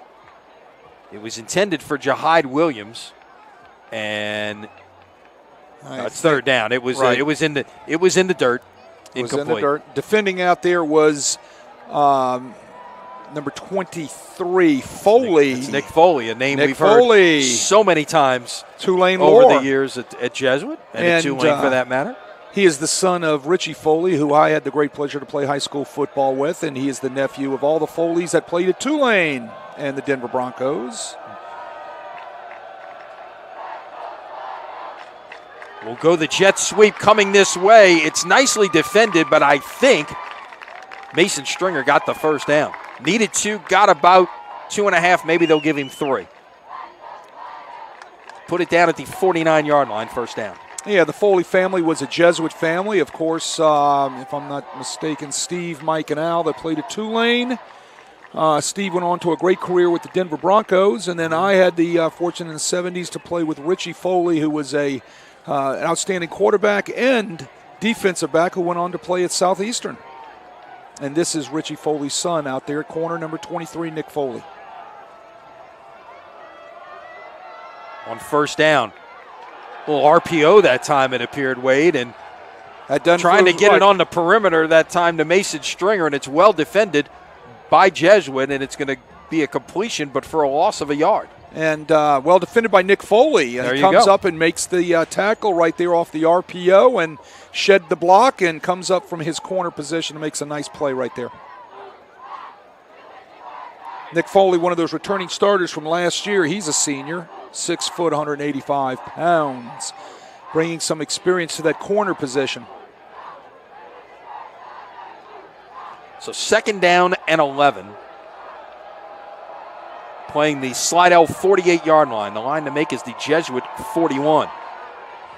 Pass is incomplete. It was in the direction of Jahide Williams coming across the middle, and Dominic Lojadis, who does about everything, was back in coverage that time. Lojadis stepped right underneath the pass and kind of deflected the ball away. It's going to bring up 3rd down 11. 3rd down and 11 for the Tigers.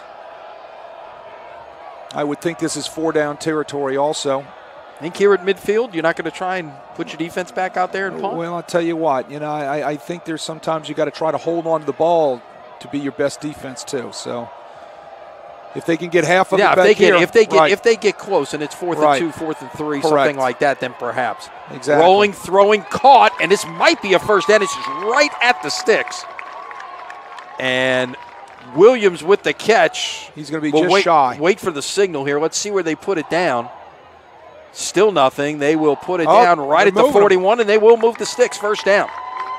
Got it by that much. All right, good look at it right here. Good out route. Guidry gets onto his corner right there and throws the ball well. Puts it onto the outright right on the boundary, just enough to get the 1st down and move those sticks. 2nd catch of the night for Jahide Williams, who's been targeted several times here this evening.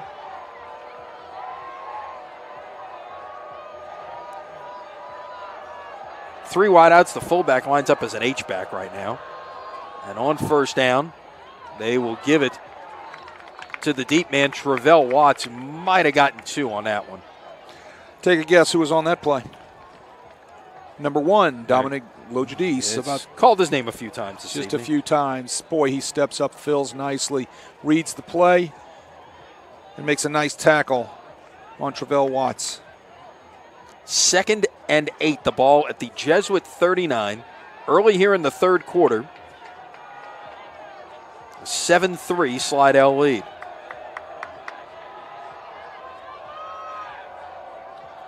Quarterback keeper. That looked a little more maybe by design, Wade, than what we saw previously where it looked like a busted play. And Guidry gets 2. Off the fake right there, trying to follow his lead blockers. His lead blockers are going to try to take him to the point of attack right there.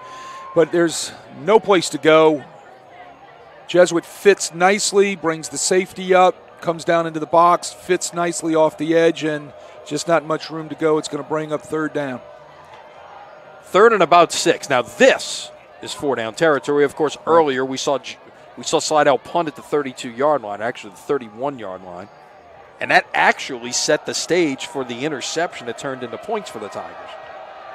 Up, going empty. We'll motion Watts out of the backfield. Guidry's pass incomplete into double coverage. Was trying to hit Jahide Williams, but Matalewski, the safety, was there along with, I believe that's Nick Jacobs, and that's a tough double coverage to have to deal with. Look, I can see why this freshman is playing. He drives the ball well, puts his upfield hand into the throwing lane, makes a nice strip and a nice rake. Very fundamentally sound for a freshman. He's going to have a great future in front of him. So they will punt. High snap is handled. Nice athletic play right there by Elijah Harrison, who's handling the punting duties. Gets a nice Tiger bounce, a 2nd one, a 3rd one, and it's going to roll all the way down to the 5-yard line. Make it the 6. Well, there you go. 31 yards on the punt. And about 14 on the roll. So 17 in the air, 14 in the roll. That's about how I would probably kick them. Well, sometimes you got to be living right to get those rolls, you know. And that was definitely living right by the Tigers right there to get that nice 31-yard punt. Ticked under the 6-minute mark as we played there. So this is our hydration break coming at the 5:48 mark. And Jesuit will take over deep in its own end at the 6-yard line. Don't forget, it's Thursday.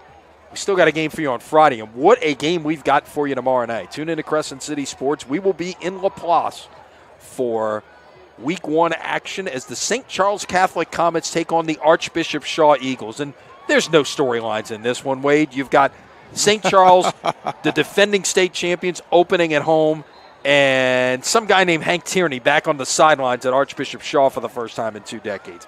That should be a lot of fun. Well, to quote Hank Tierney, it's got to be something in that West Bank water. That's, and it's good to see Hank back on the West Bank. Good to see him back in the New Orleans area coaching. It's just good to see Hank back in that green and white again. So Jesuit will play it from their 6-yard line.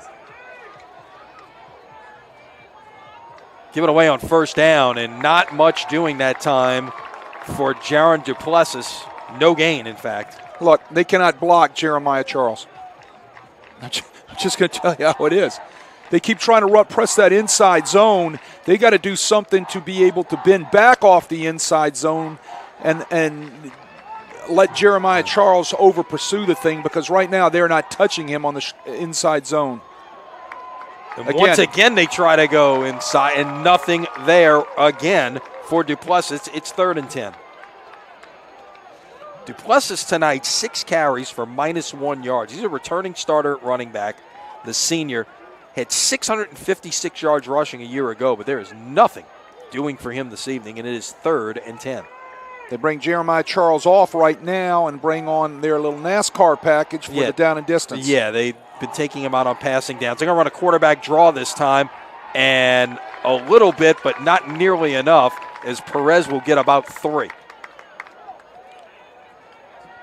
Punting out the back of the end zone. Got to be very careful down here. Sometimes you're going to have to cut down your splits a little bit, make sure a little more precise, hold a little bit longer on your block, because now you're setting up a great return for your opponent. And this an interesting strategy. First time we've seen this tonight from Slidell. They're going to put 2 men deep. Actually, now they're going to move one back up in case of something short. Now, maybe they're moving around back there, but Hudlow will punt it away.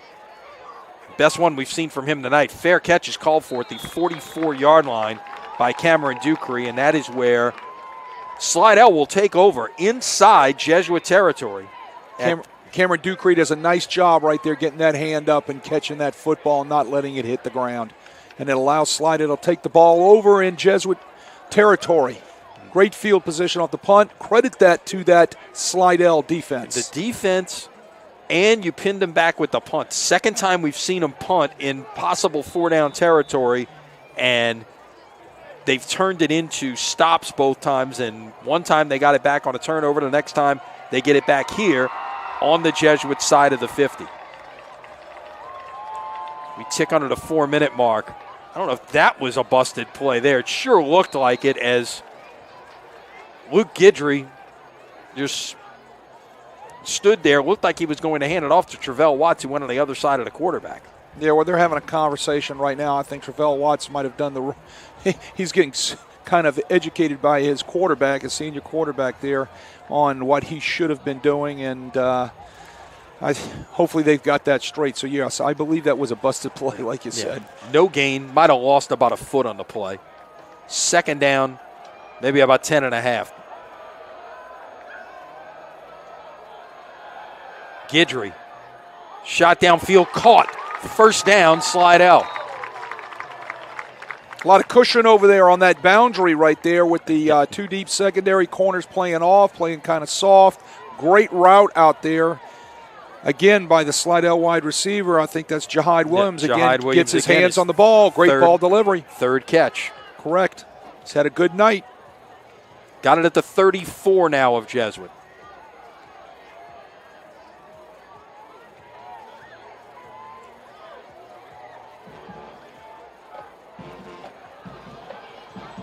Pistol formation, the fullback. Bates lines up as an H-back. Play action. Caught.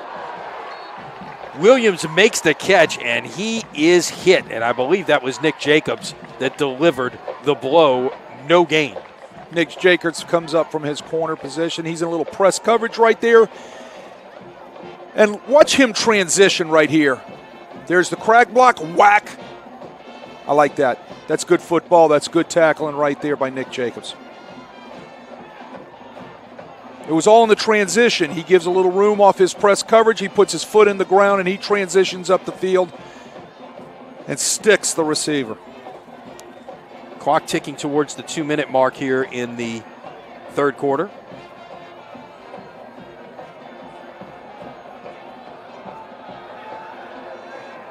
Pass down the far sideline is incomplete, and a flag comes in. Defender was beaten on the play that time. It just did not get his head turned around.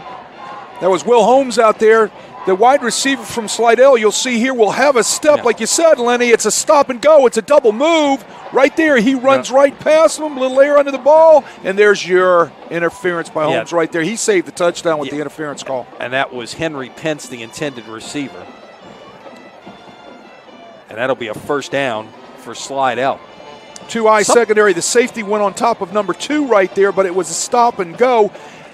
Holmes shut his feet down. Shut his feet down just for a second, and that's all you need to get a little bit of burst past him. Okay. And there you go. It turns into a nice pickup on the interference call. This is mismarked. This should be at the 19-yard line. They put it down at the 16 for an 18-yard penalty.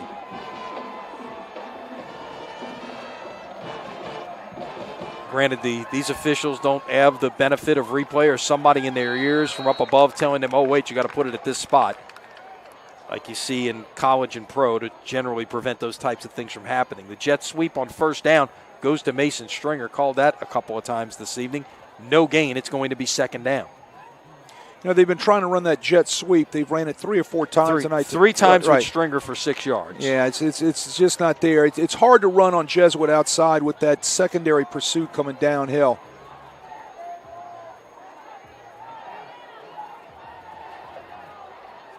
Fumbled snap. They had the jet sweep motion coming again. Nowhere for Guidry to go, and he throws it away, but it was in the direction of Stringer. Right, and he was inside the pocket there. There is a new federation rule, I think it came in last year, where you can be outside the pocket and throw that ball away and not have intentional grounding, kind of like what you have now in college. But if you do it inside the pocket, then you're going to have an intentional grounding call.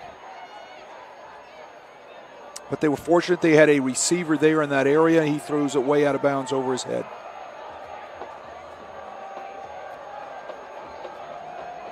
Slidell will go with 4 wide receivers here, and Bates the lone back. Line to make is the 6-yard line.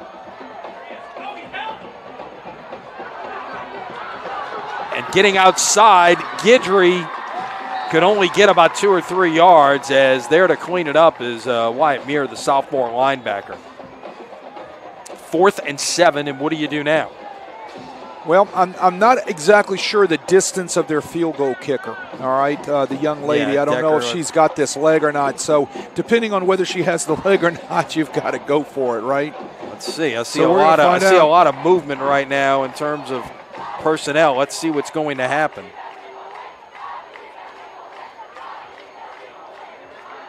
Well, whatever they do, they need to hurry up and make a decision. Yep. 12, 11, 10 on the play clock. It looks like they're going to go for it. They've got trips to the top of the screen. Play clock is at 5.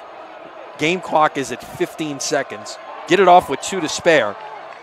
Guidry into the end zone. Pass is caught. Did he get a foot down? Touchdown. Oh, my goodness. Into double coverage. Both safeties were right there. Ball right over the top of the freshman defensive back from Jesuit for a huge catch. Touchdown, Tigers. And that was Jahide Williams. He was the single receiver down at the bottom and made a terrific catch, getting 1 foot down in the back of the end zone. Okay, here's the problem. The question is why is Jahide Williams behind your 2 safeties right there, right? Both safeties are off of him a little bit. Ball floats up in the air. When somebody's behind you, that is not a good thing. Jahide Williams makes a great catch, comes down with a touchdown. Slidell will make this it's a 13-3 lead as the extra point attempt by Decker hits the left upright, so it stays a 13-3 game with 8 seconds remaining in the third quarter. Jihad Williams having a stellar night, career night tonight with a huge touchdown with that ball just over the hands of the two safeties from Jesuit for a huge touchdown. Jihad Williams somehow from his position gets behind both of the guys that are playing safety from Jesuit. Hangs out right back on the back line. What great concentration keeping 1 foot in as he catches that ball right there on the back end zone line.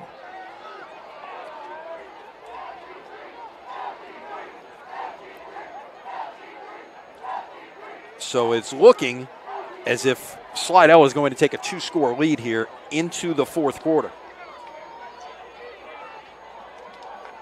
After that 13-yard catch in the back of the end zone by Jihad Williams. Two catches on the drive.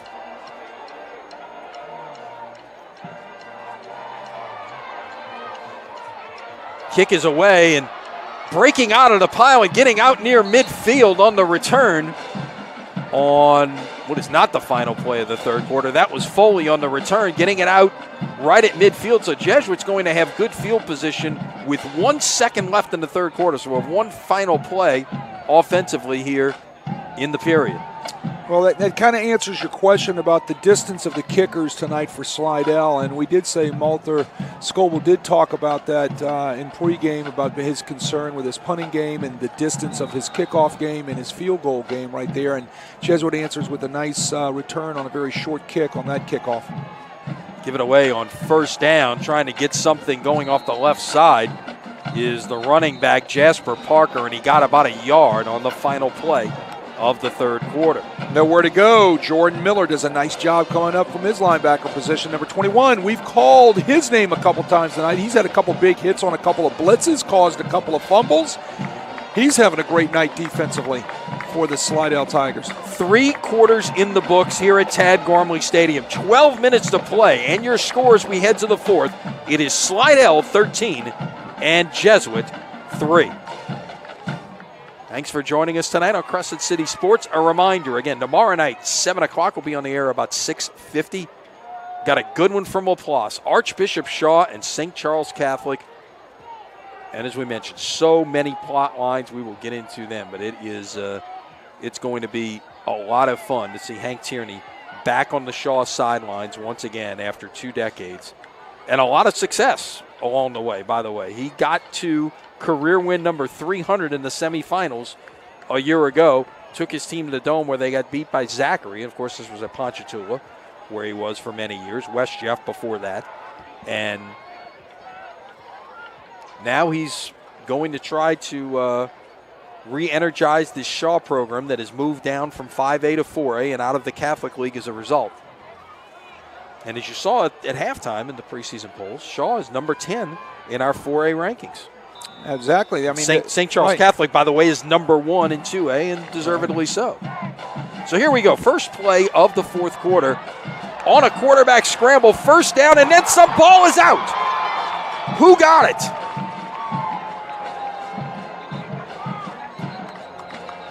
Perez took a hit right on the ball. Looks like the Jays hung on to it, though. A nice hustle on the play that time field to fall on the football. Perez took a pop, and that ball came straight up into the air like a watermelon seed. Came down, Wagasback is right there for the coverage. On first down, not much doing there, but a little bit better than what we've seen from the running game, as Parker will get about 3. You know, Bo Perez has some wheels. You look for them possibly later to design a couple of plays where, you know, he will have those quarterback draws and those zone reads to be able to use his ability to run the football. That's going to add another dimension to the Jesuit offense.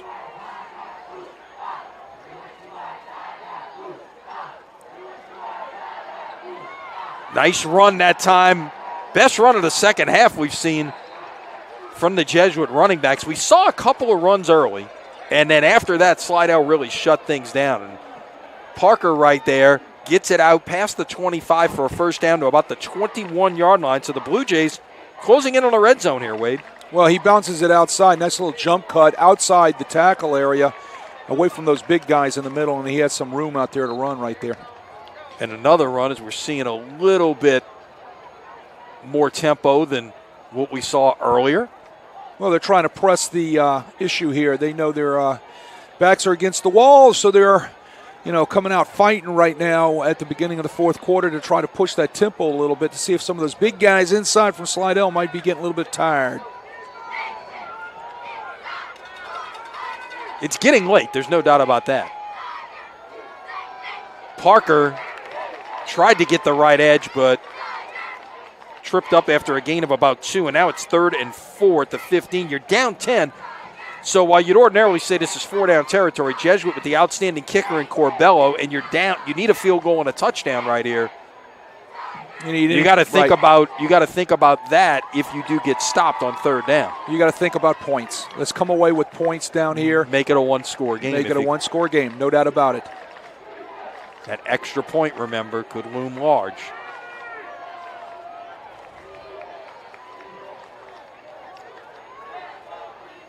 Seven on the play clock. Perez will step up and run. Can he get there? Dives forward. It looks like he got the first down. Did he get out to the 10? The question is now going to be, is it 1st and goal or 1st and 10? Let's see where are they going to keep the chains up? It looks as if they are. Ball at about the 10.5-yard line, so officially it'll be a gain of 4 for Perez, and it's 1st and 10 at the 11. Now dropping back, Perez looking into the end zone, throws incomplete. There were 3 Slidell defenders in the area. Larson was the intended receiver. Well, both Jesuit guys off of their routes were coming open late. Great coverage by Slidell, getting underneath the passes right there and kind of closing off the windows.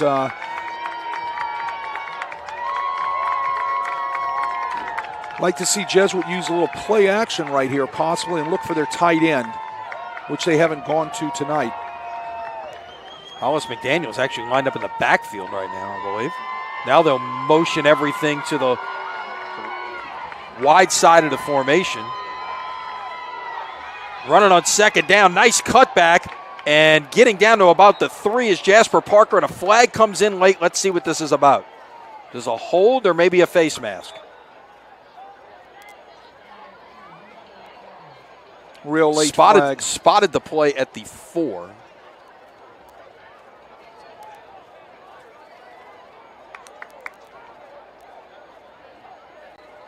Here's our call.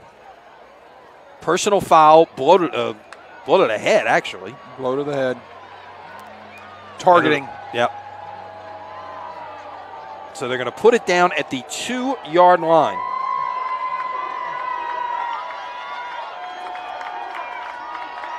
And let's see here. Is this an automatic 1st down or is it 2nd down? It stays 2nd down. They got to get the sticks right here.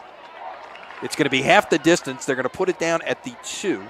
So it's going to be 2nd down. About 1.5 yards to go. The ball is at the 2-yard line.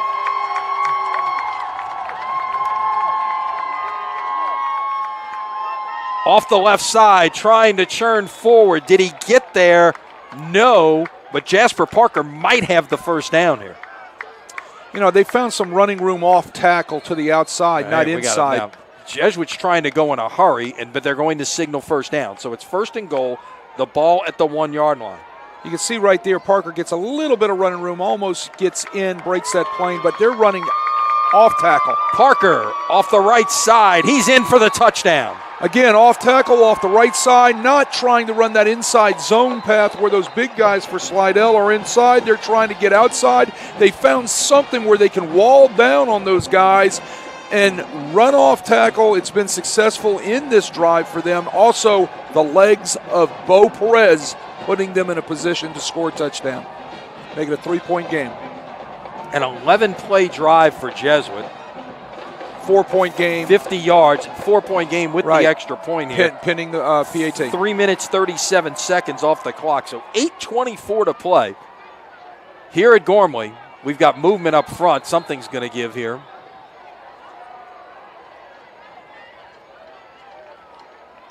Looks like it might be offside against Slidell. All right, now you move. Let's say you move it up. Let's see what they're doing here. If you move it up to the 1.5, do you think about going for 2 right here and trying to make it a 2-point game where a field goal can win for you? Kick the 1. You kick the 1. You make sure you get that because, Correct. of course, overtime's an option. Kick the 1. You want to make it a 1-score game for sure. Score of 3. Corbello for the PAT. It is good with plenty to spare, and your new score is Slidell 13 and Jesuit 10. Entertaining football game we've got tonight, Wade, to start our season. Great football game. A lot of defensive struggles right there. A lot of good coaching going on and making adjustments right there. Bo Perez steps up right there for his offense, makes things happen with his legs with 2 quarterback draws to set things up for the Jesuit offense.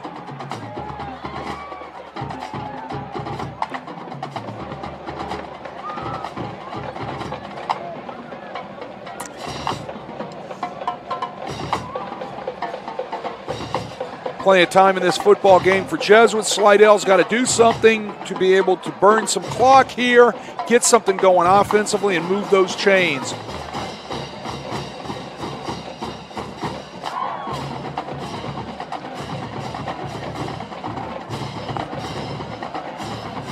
So Corbello kick it off. Last time we saw him kick it away, boomed it into the end zone. Well, that's his MO. He's got that type of leg. He's going to put in that end zone every time. What a weapon that is. Takes away the return game, certainly, and that will once again go into the end zone, and Slidell will start at the 20. Chance to remind you that tonight's coverage on Crescent City Sports is brought to you by Metairie Bank. At Metairie Bank, your success is personal to us. We have always been the biggest advocates for our customers and the community. Metairie Bank is locally owned and operated, built on the time-tested foundation of relationships and trust. Visit MetairieBank.com to learn more. Metairie Bank, member FDIC. Metairie Bank, another new sponsor this year for us. Crescent City Sports.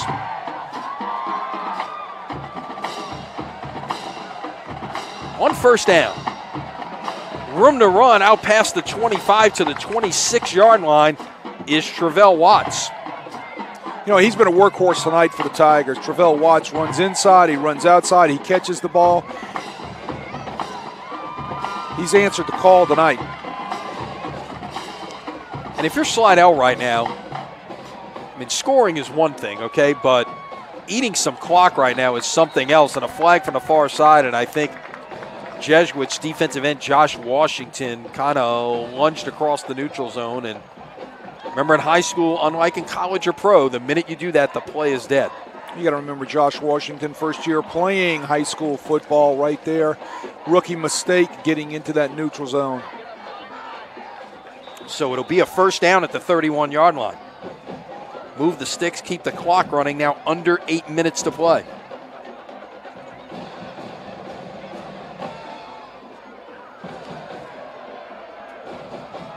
First down, give it away to Watts, and not much doing right there. Might have gotten a half a yard. Tyler Otan from Jesuit right there steps up from his linebacker position, a 6 foot, 205 pounds senior. Great defense right there by the Blue Jays. They fit perfectly from the linebacker position. The defensive end squeezes, linebacker fits, safety makes the linebacker right by fitting off the safety. Are fitting off the linebacker.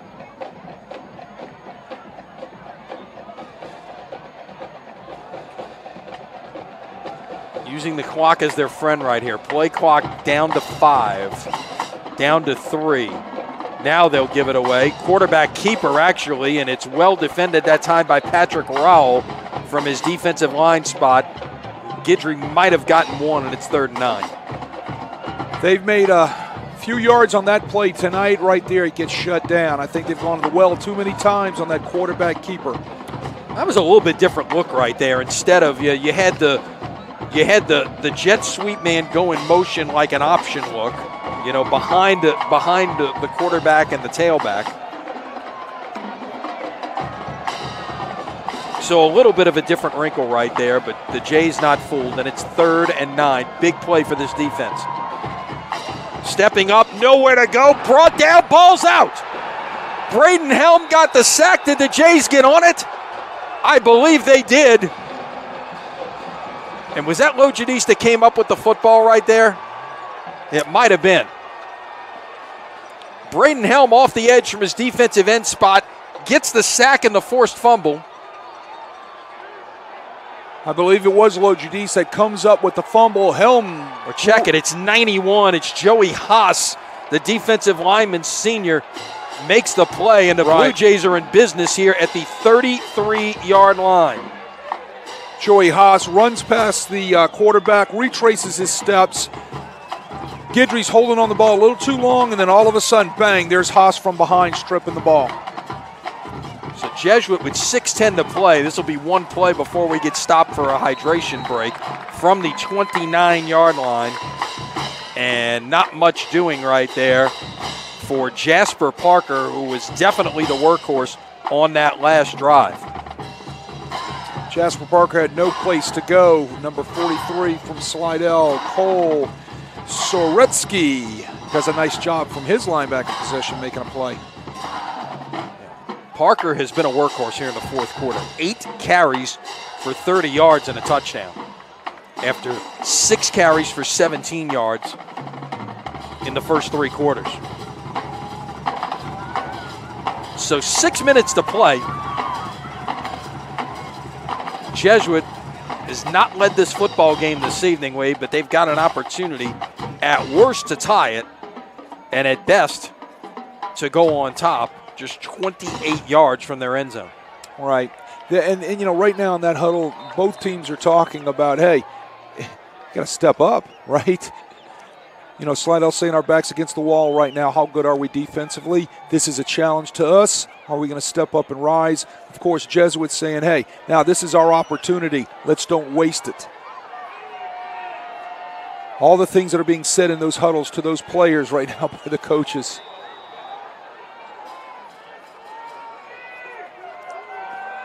So Parker a sidecar right now. Will get it on 2nd down and might not have gotten much of anything right there. This is going to be 3rd down and long. Waiting for Jesuit to run the zone read off that inside zone, and Perez pull that ball and take off. Yeah, take off the edge. At some point that is coming, and Perez is obviously a good enough athlete to make something happen out on the perimeter. Line to make is the 19. Perez will pull it down and look to go, but nowhere to go. Is staying home that time is the defensive end, Gavin Dassaw, the senior returning starter, steps up and makes a play right there, and maybe about 1.5 yards on the gain for Perez, and it's going to be 4th down. Would think, once we deal with the injured player, that you got to try to field goal here and tie the game. And that's Gavin Dassaw who just made that nice play, and what does he get for his reward? He gets a cramp in his calf. Yeah, he grabs it right away.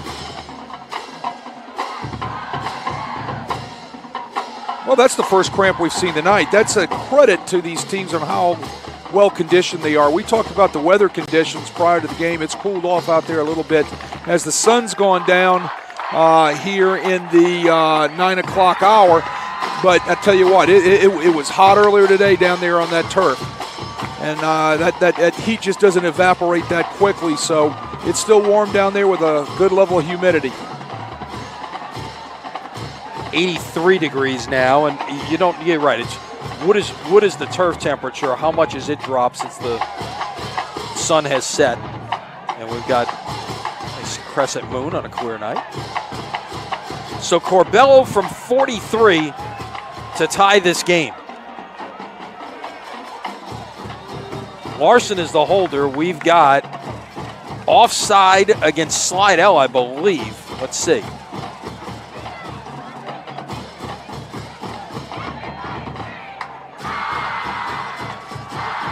Oh, now. Oh, my goodness. Now gracious. it's 4th and 2. That changes the whole complexion of things now. I mean, you've got a 38-yard field goal, but you've got something more makeable here, and it looks like the offense is coming back on the field. There you go. They're certainly everyone is going to huddle. Corbello's going back to the sideline. They're going to go for this on 4th and 2 at the 21. There you go. Like I said, it changes the whole complexion of the call now for Ryan Manali. It's a chance to win instead of a chance to kick this field goal and maybe tie. Also very nicely if they can draw them off sides with a quick count. Maybe you do. And maybe that's the whole idea. Maybe you're going up trying to draw them offside and you're right back where you were and you kick the field goal again. There you go. 4 on the play clock. 3, 2, wait. We got a timeout Jesuit. So did go to try to draw them off. Use the timeout. Now let's see what you do. Do you send the field goal unit on the field once again, or do you send the offense back out there? Here comes Corbello. That answers the question right there. Now keep in mind, Jace Larson is the holder. So very interesting. if you're Correct. going, if you've great athlete, got fakes in mind here, good hands. Absolutely. You got a lot of options right there. Like I said, that penalty brought a lot of things into play for Ryan Manali to be able to consider real quick. 38 yards, the field goal try.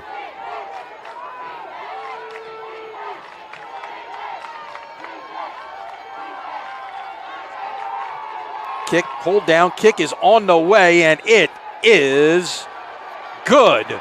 And with 4:24 to play, this game is tied at 13. Well, that's right in Corbello's wheelhouse right there. He drills that thing like a shot coming off of his foot, and we've got ourselves back to a tied football game.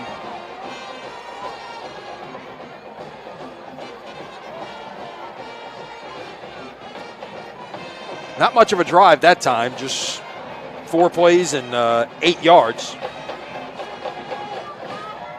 But the drama. No doubt.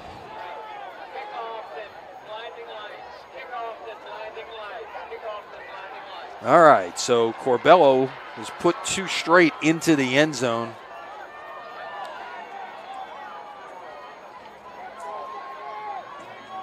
Let's see if he chooses to do it again here. If there's ever a time that Slidell needs to come up with a couple first downs and a drive, it's right now. They've got to answer this momentum push by Jesuit. Yep. Jesuit with 10 points here in the 4th quarter. This was a 13-3 game at the end of 3.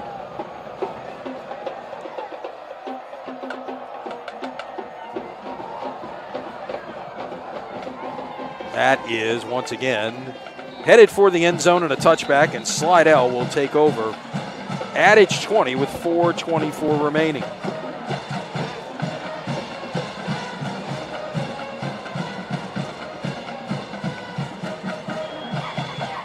So Luke Guidry and the Tiger offense back out on the field.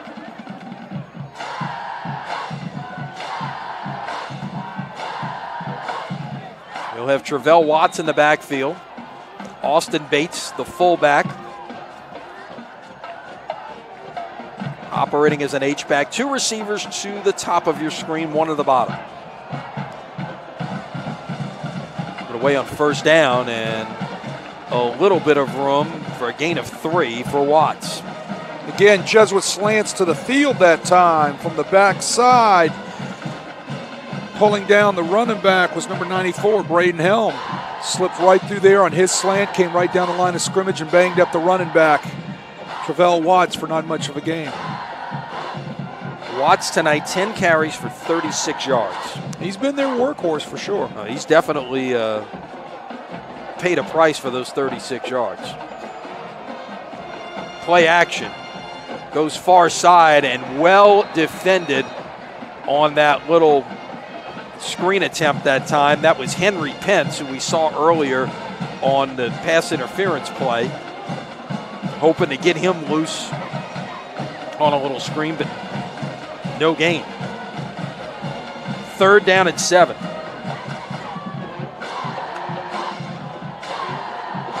Biggest play of this football game right here as the clock ticks toward the 3-minute mark. Jay's looking for a stop to get one more chance and try to win it in regulation. Play action. Little waggle that time. Guidry throws. It is caught for a first down, I believe. No, check that. Incomplete. It was incomplete. Yeah, I thought he was going to. I thought the official was going to spot the ball, but it was in the direction of Colin Williams and incomplete, and it'll be fourth down. The freshman Maltweski does a nice job breaking that up right there. Look, that young freshman has rose to the occasion tonight. He's made some nice plays, some things he's going to have to iron out, and lets a couple people behind him every now and then, but that stuff's going to get ironed out. Clock's going to tick under 3 minutes on this kick. Larson back deep at around midfield. He's going to let it bounce, and it's going to take a huge Tiger roll and go all the way to the 32-yard line, a 45-yard punt. Now, look, I get the idea right there. Okay, you don't want to make a mistake in the kicking game and give the ball right back, but that's a 15-yard play right there, Wade. You catch the football. Every year, I go off on a rant on this, don't I? Yep. All right, I'm not going to rant tonight. Okay. You catch the football. I'm with you. Ay, ay, ay.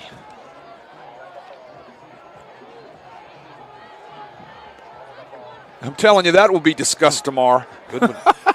Good one here, good one in Hammond. Rummel leading Ouachita 35-28. They are ticking under 3 minutes to play there, just as we have here.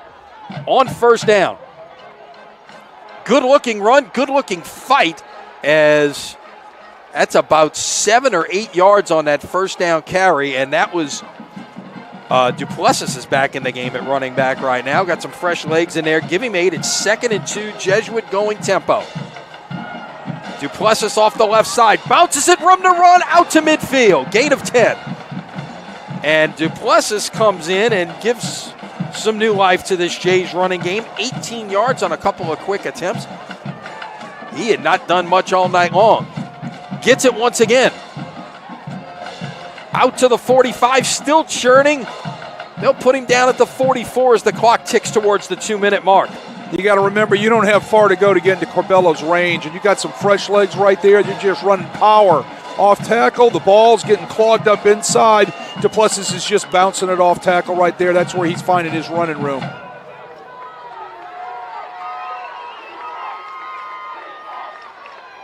Going off the right side this time, and let's see, did Duplessis get anything? No, he got tripped up, no gain. So now it's 3rd down and 4, and this is an enormous play. This would be one of the big plays of the night right here, this 3rd and 4. Yeah, the biggest thus far as we tick towards the 92nd mark. Jesuit, I believe, still has their full host of timeouts left. They took one. They took one on the last series. So yes, they did. Correct me. Play action. Down the field, man open, incomplete. Tried to get it to Larson, who had a step on Elijah Harrison, but couldn't haul it in. Dwayne Mills was there as well. Larson runs a double move right there, a little out and up, a little out and go, whatever you want to call it, right there off the play action pass. Great play action in the backfield by Duplessis on his fake. Ball's just overthrown by Perez. Man, decision time here. What do you do if you're Ryan Manali? Offense on the field right now. You have to wonder if you're going to 20 on the play clock. Do you go up and maybe try to draw them offside, get the first down? Or you're running a play here. Play clock at 10. Parker is back in the game at running back. Play clock at 3, at 2. They are not going to snap it. It's a delay of game against Jesuit, and now it'll be 4th and 9 at the 49, and now you'll certainly see the punting unit. You'll see your punting unit, hopefully to pin them in deep and try to make something happen in the last minute, 16 seconds, 15 seconds of this ball game. We've seen the defense step up and make a play. You had the sack fumble 2 series ago. Correct. That set up the game-tying field goal. So now from the 49, it will be Hudlow. And the return man, Ducree, is standing on the 20-yard line. We know what kind of leg Hudlow has. Haven't seen much of it tonight, but he averaged over 47 yards a punt. Jesuit only has 10 on the field. Here comes the 11th right now. 3, 2. They're not going to get this off. They're going to take another delay game penalty. Okay, we talked at the beginning of the game that things you don't want to see, right? That you can't see. Now, granted, Hudlow can put that ball in the end zone from here if he wanted to, right? He's got that type of leg, that type of boom right there, but that's just the sloppiness. That stuff needs to get worked out real fast.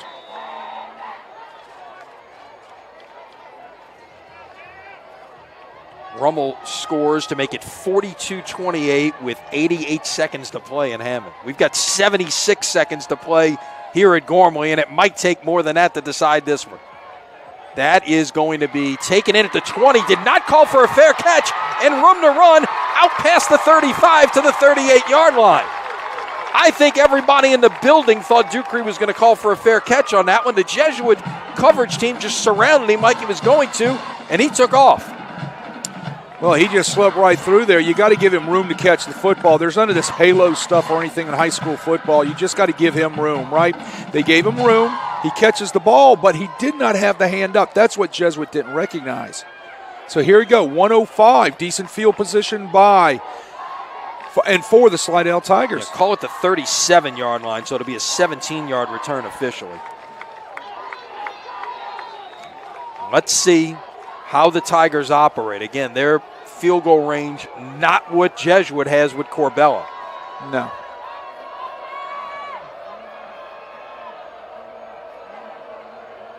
Give it away on first down. Into the secondary, and a first down for Travell Watts. Let's see where they spot it. Looks like the 48-yard line, maybe the 47. It'll be a first down. Nope, wait. They're saying second down. Hold on, now they're saying first down. Okay. A little confusion with the chain crew right there. Watts again. Got 3, maybe 3.5. And it looks like Malter Scoble is going to call timeout with 37 seconds to play. Trying to get in a position where they can take some shots. Again, they don't have the kicking game like Corbello from Jesuit does, so they're going to have to take those shots down there where they can either get it close enough where they can kick that field goal, say maybe with the ball inside the 10-yard line or the 5-yard line, somewhere down there for that young lady to kick the ball, or they're going to have to take that shot and get in the end zone. So Slidell with 1 timeout remaining. Jesuit has 2. As you see on our scoreboard. Our thanks to our outstanding crew tonight, Chip and Matt Merritt, as always, bringing you all of the pictures, the replays, the graphics.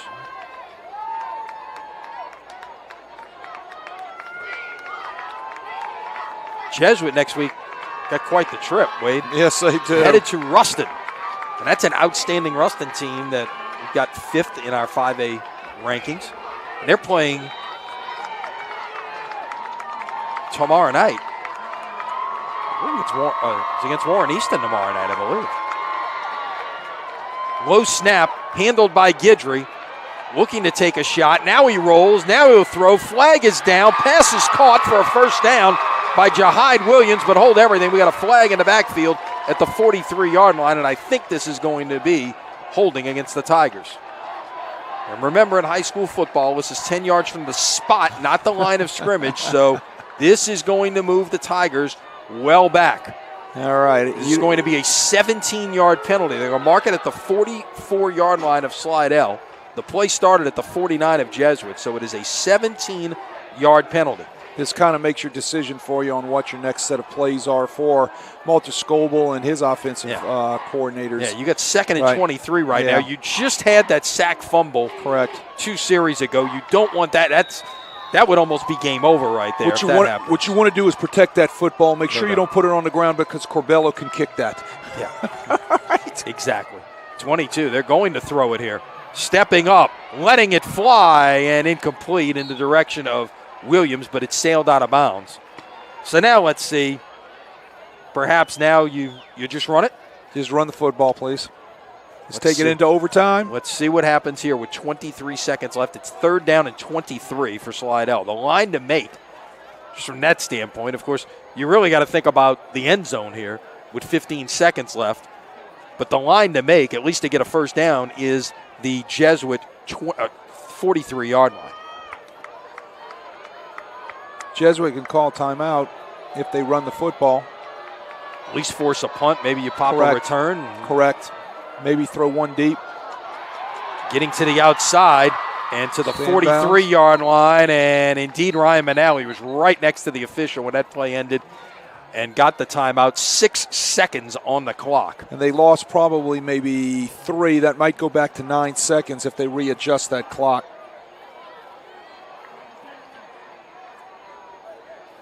We'll see. It looks like they're talking about it right now. Timeout for Jesuit. Now each team with 1 remaining. Yeah, you're right. That was a good 3 seconds that may have run off the clock right there. I don't know if they're going to adjust this or not. Well, I'd be screaming if I was Ryan, because I tell you what, it could go back to 9. Well, if in a situation, but here's the thing: if you're trying to return it at all, then chances are the clock's going to run out, whether it's 6 or it's 9. And now remember, we talk about the clock. You go back to the end of the first half where they added a second to the clock.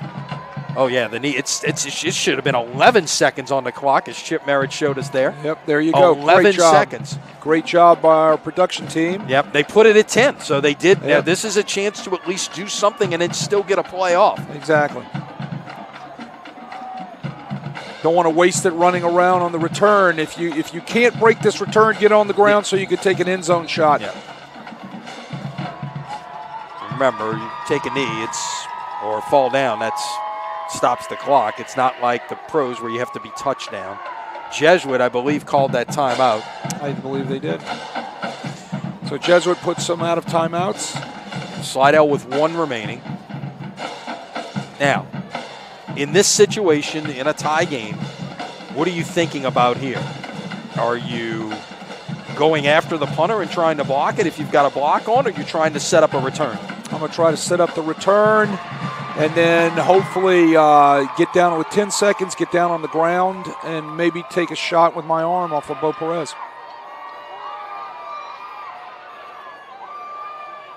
Well, interestingly, it's not Larson deep anymore. Now it is Nick Foley who is deep.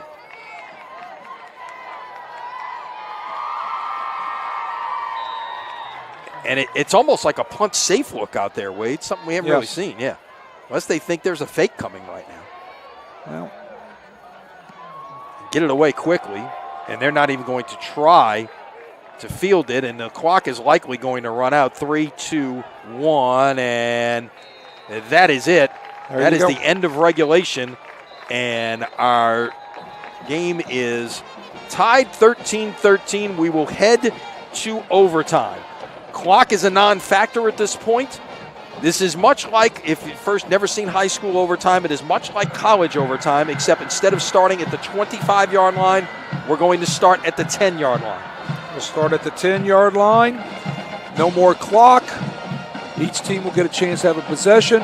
On the coin flip, if you win the coin flip, you want to choose to play defense. So that way you will have the ball second and hopefully end up scoring. Okay, this looks very familiar to last year. I was here for the triple overtime of Jesuit and Brother Martin.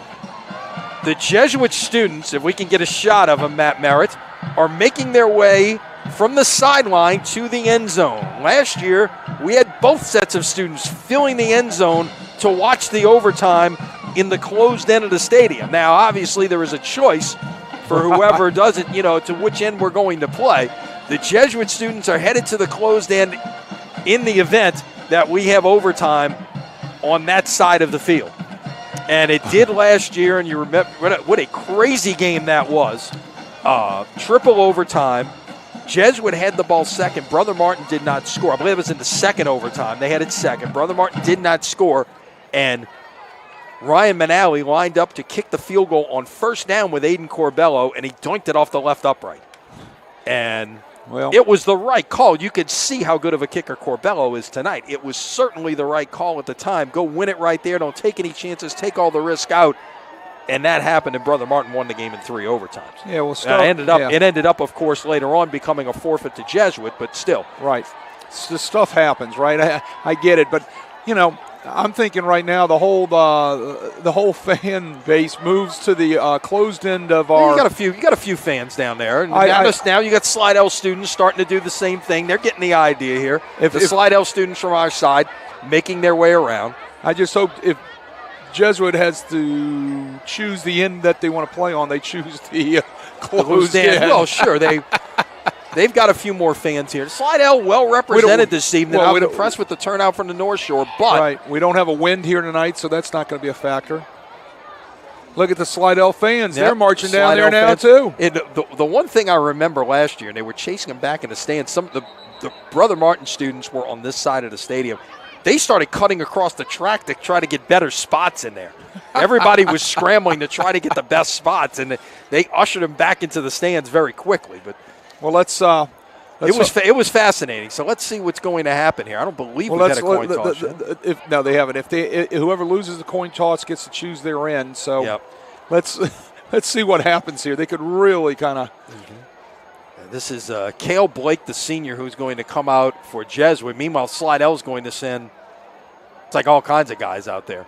Normally, it's just for these types of for an overtime coin toss. It's usually just one captain each way.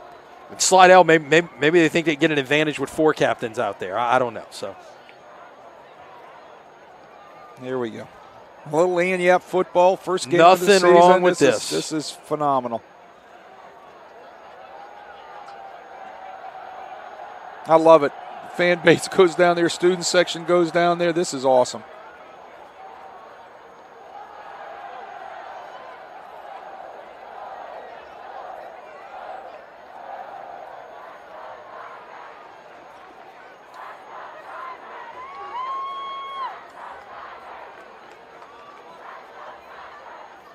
Crowd's starting to get into it a little bit. I mean, look, we didn't know what to expect tonight. Like you said, you got a lot of new players, new everything going on out there as they're going to flip the coin. Looks like Jesuit won the toss. And there we go. Jesuit has won the toss, and they defer. So basically, they're going to play second. Correct. Slidell says, we're going to the open end of the stadium. I believe that was the indication there. We're going to the open end. So how about that? Oh, my goodness. Here, let's see. If we're going to the open end, here go the Jesuit students and maybe the Slidell students down at the other end of the stadium. They need to run all the way around the middle of the horseshoe and get down to the other end. Come on. Maybe they're waiting. Maybe they think the second overtime's coming the other direction. No, it'll stay down. It'll stay down at this end.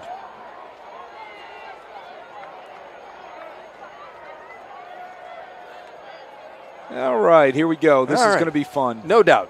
So, again, 4 downs, basically. For all you can have, I guess if there was an automatic first down in there somewhere, though those are few and far between in Federation rules.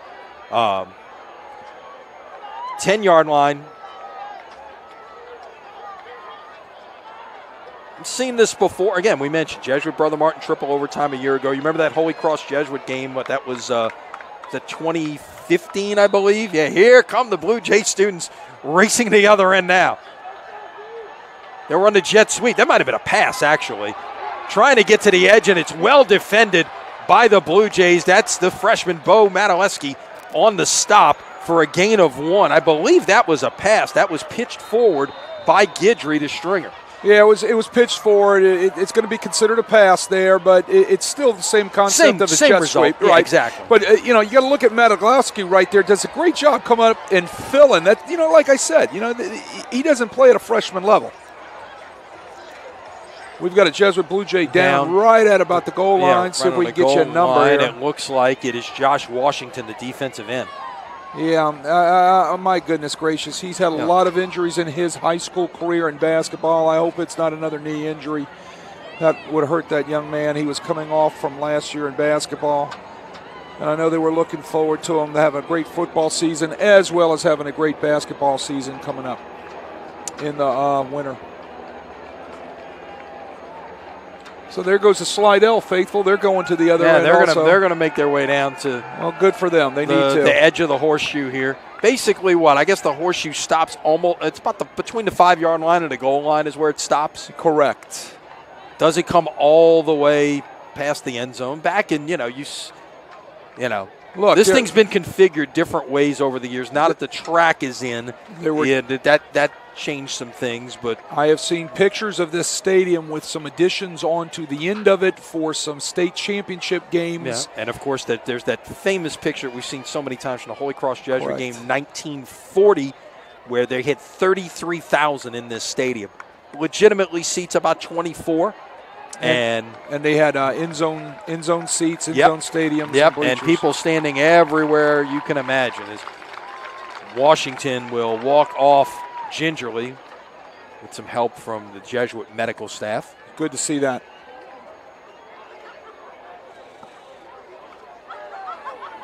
All right, it's going to be 2nd and goal for the Tigers.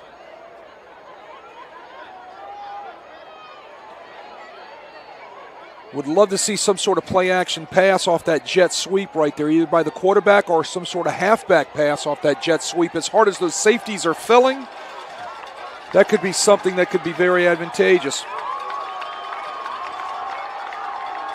You break it all out in overtime. There's nothing to hang on to it for, right? Yeah, absolutely. 2nd and goal at the 9. Guidry throws near side, caught, and run out of bounds is Jahide Williams at about the 5. Jahide Williams has had a great night. There was the play-action pass off your jet sweep right there, and it was to the out route right there by Jahide Williams. All he had to do was break one tackle, but Johnny on the spot out there was that Jesuit secondary making a nice play. And that play was made by Nick Jacobs over there on the boundary. The Tulane commit, defensive back for the Jays. 3rd and goal at the 5.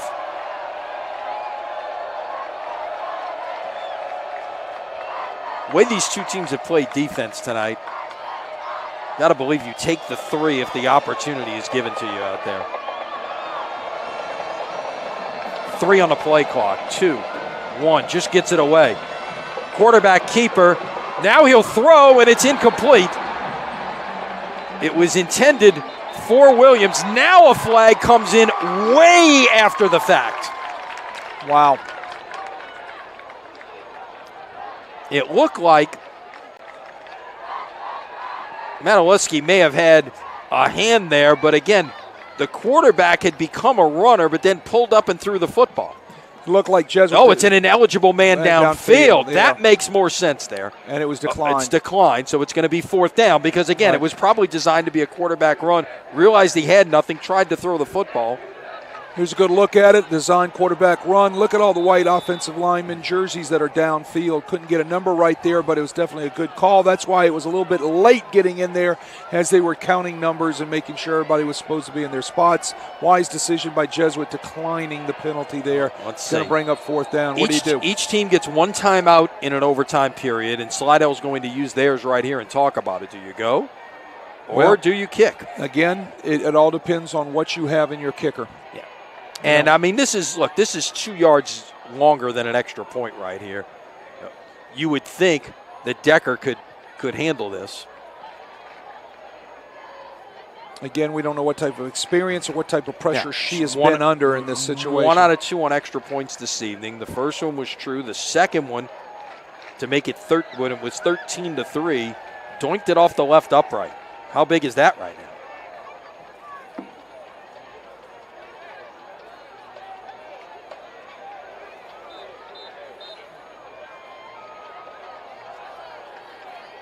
Looks like the offense is heading back onto the field, Wade. And here we go. I would say this was one of the more important plays for the Slidell offense tonight. No doubt about it. No doubt about it. Out of the pistol, Guidry. Now Watts moves up as a sidecar.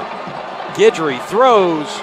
Incomplete, intended for Watts. He took a hit from Tyler Otan. And he might not have scored even if he caught the football. Tyler Otan was all over that. They run a little option route out of the backfield with Travel Watson. He just gets lit up.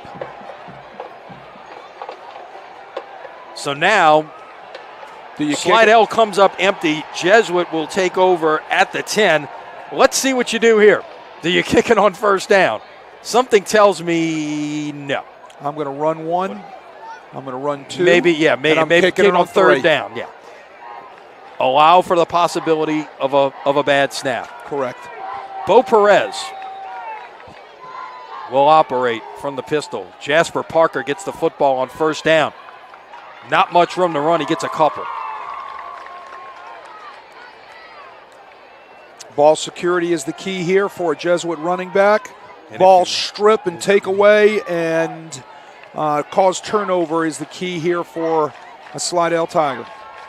Perez will got to rip at that ball. Visit with Ryan Manali, get the play he wants. Plenty of time on the play clock right here. Just getting to 20. The other thing you got to think about here is where does your kicker want it? What hash or what side of the field does your kicker want the ball on if you're going to kick it? Parker up the gut to about the 6.5, maybe the 7-yard line. This is where you kick it.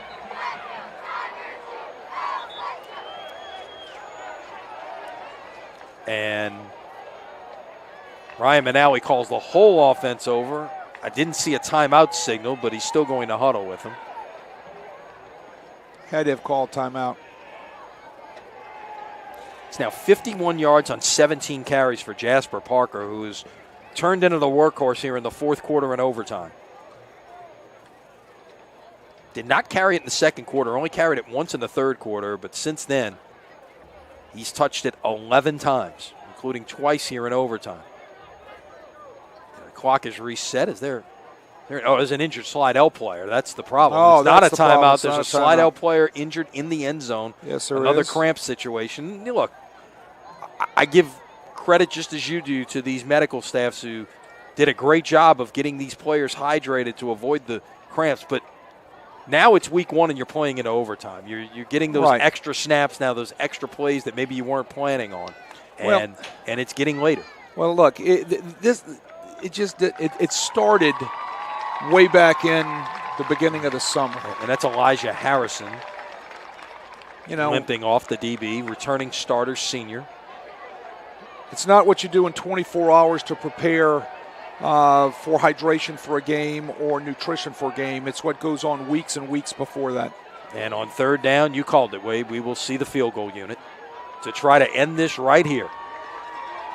Aiden Corbello kicked a field goal on the last play of the first half. He kicked a field goal in the fourth quarter to tie it, which ended up being the play that sent this game to overtime. Now he's got a chance to win it from 24 yards out. And the holder is Jace Larson.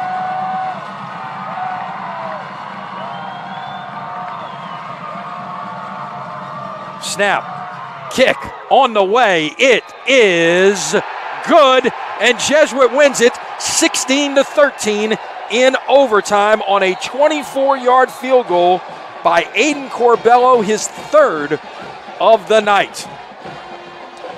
Well, what a way to start the season, huh? What a great way to start the season. Credit Aiden Corbello, cool under pressure, walks right up and chips it right in. A lot of pressure on him. Great decision by Ryan Manali to kick it on third down. But hey, let's credit both football teams tonight. Both played great defense, had offense when they need it, had a couple of players step up from both sides when they need it. Great football game, great way to start the season for prep football. No doubt about it, and we are not done in week one. Tomorrow night we are in Laplace. St. Charles Catholic, the reigning Division III champions. They are home against Archbishop Shaw. It's the return of Hank Tierney to the West Bank after 20 years ago leaving Archbishop Shaw. He is back and will coach his first regular season game tomorrow night. Wade and I will be there for you. Our thanks once again to Chip and Matt Merritt. Thanks to all our sponsors. Our thanks to you for watching. Once again, our final score, Jesuit 16, Slidell 13 in overtime. Until tomorrow night, so long, everybody.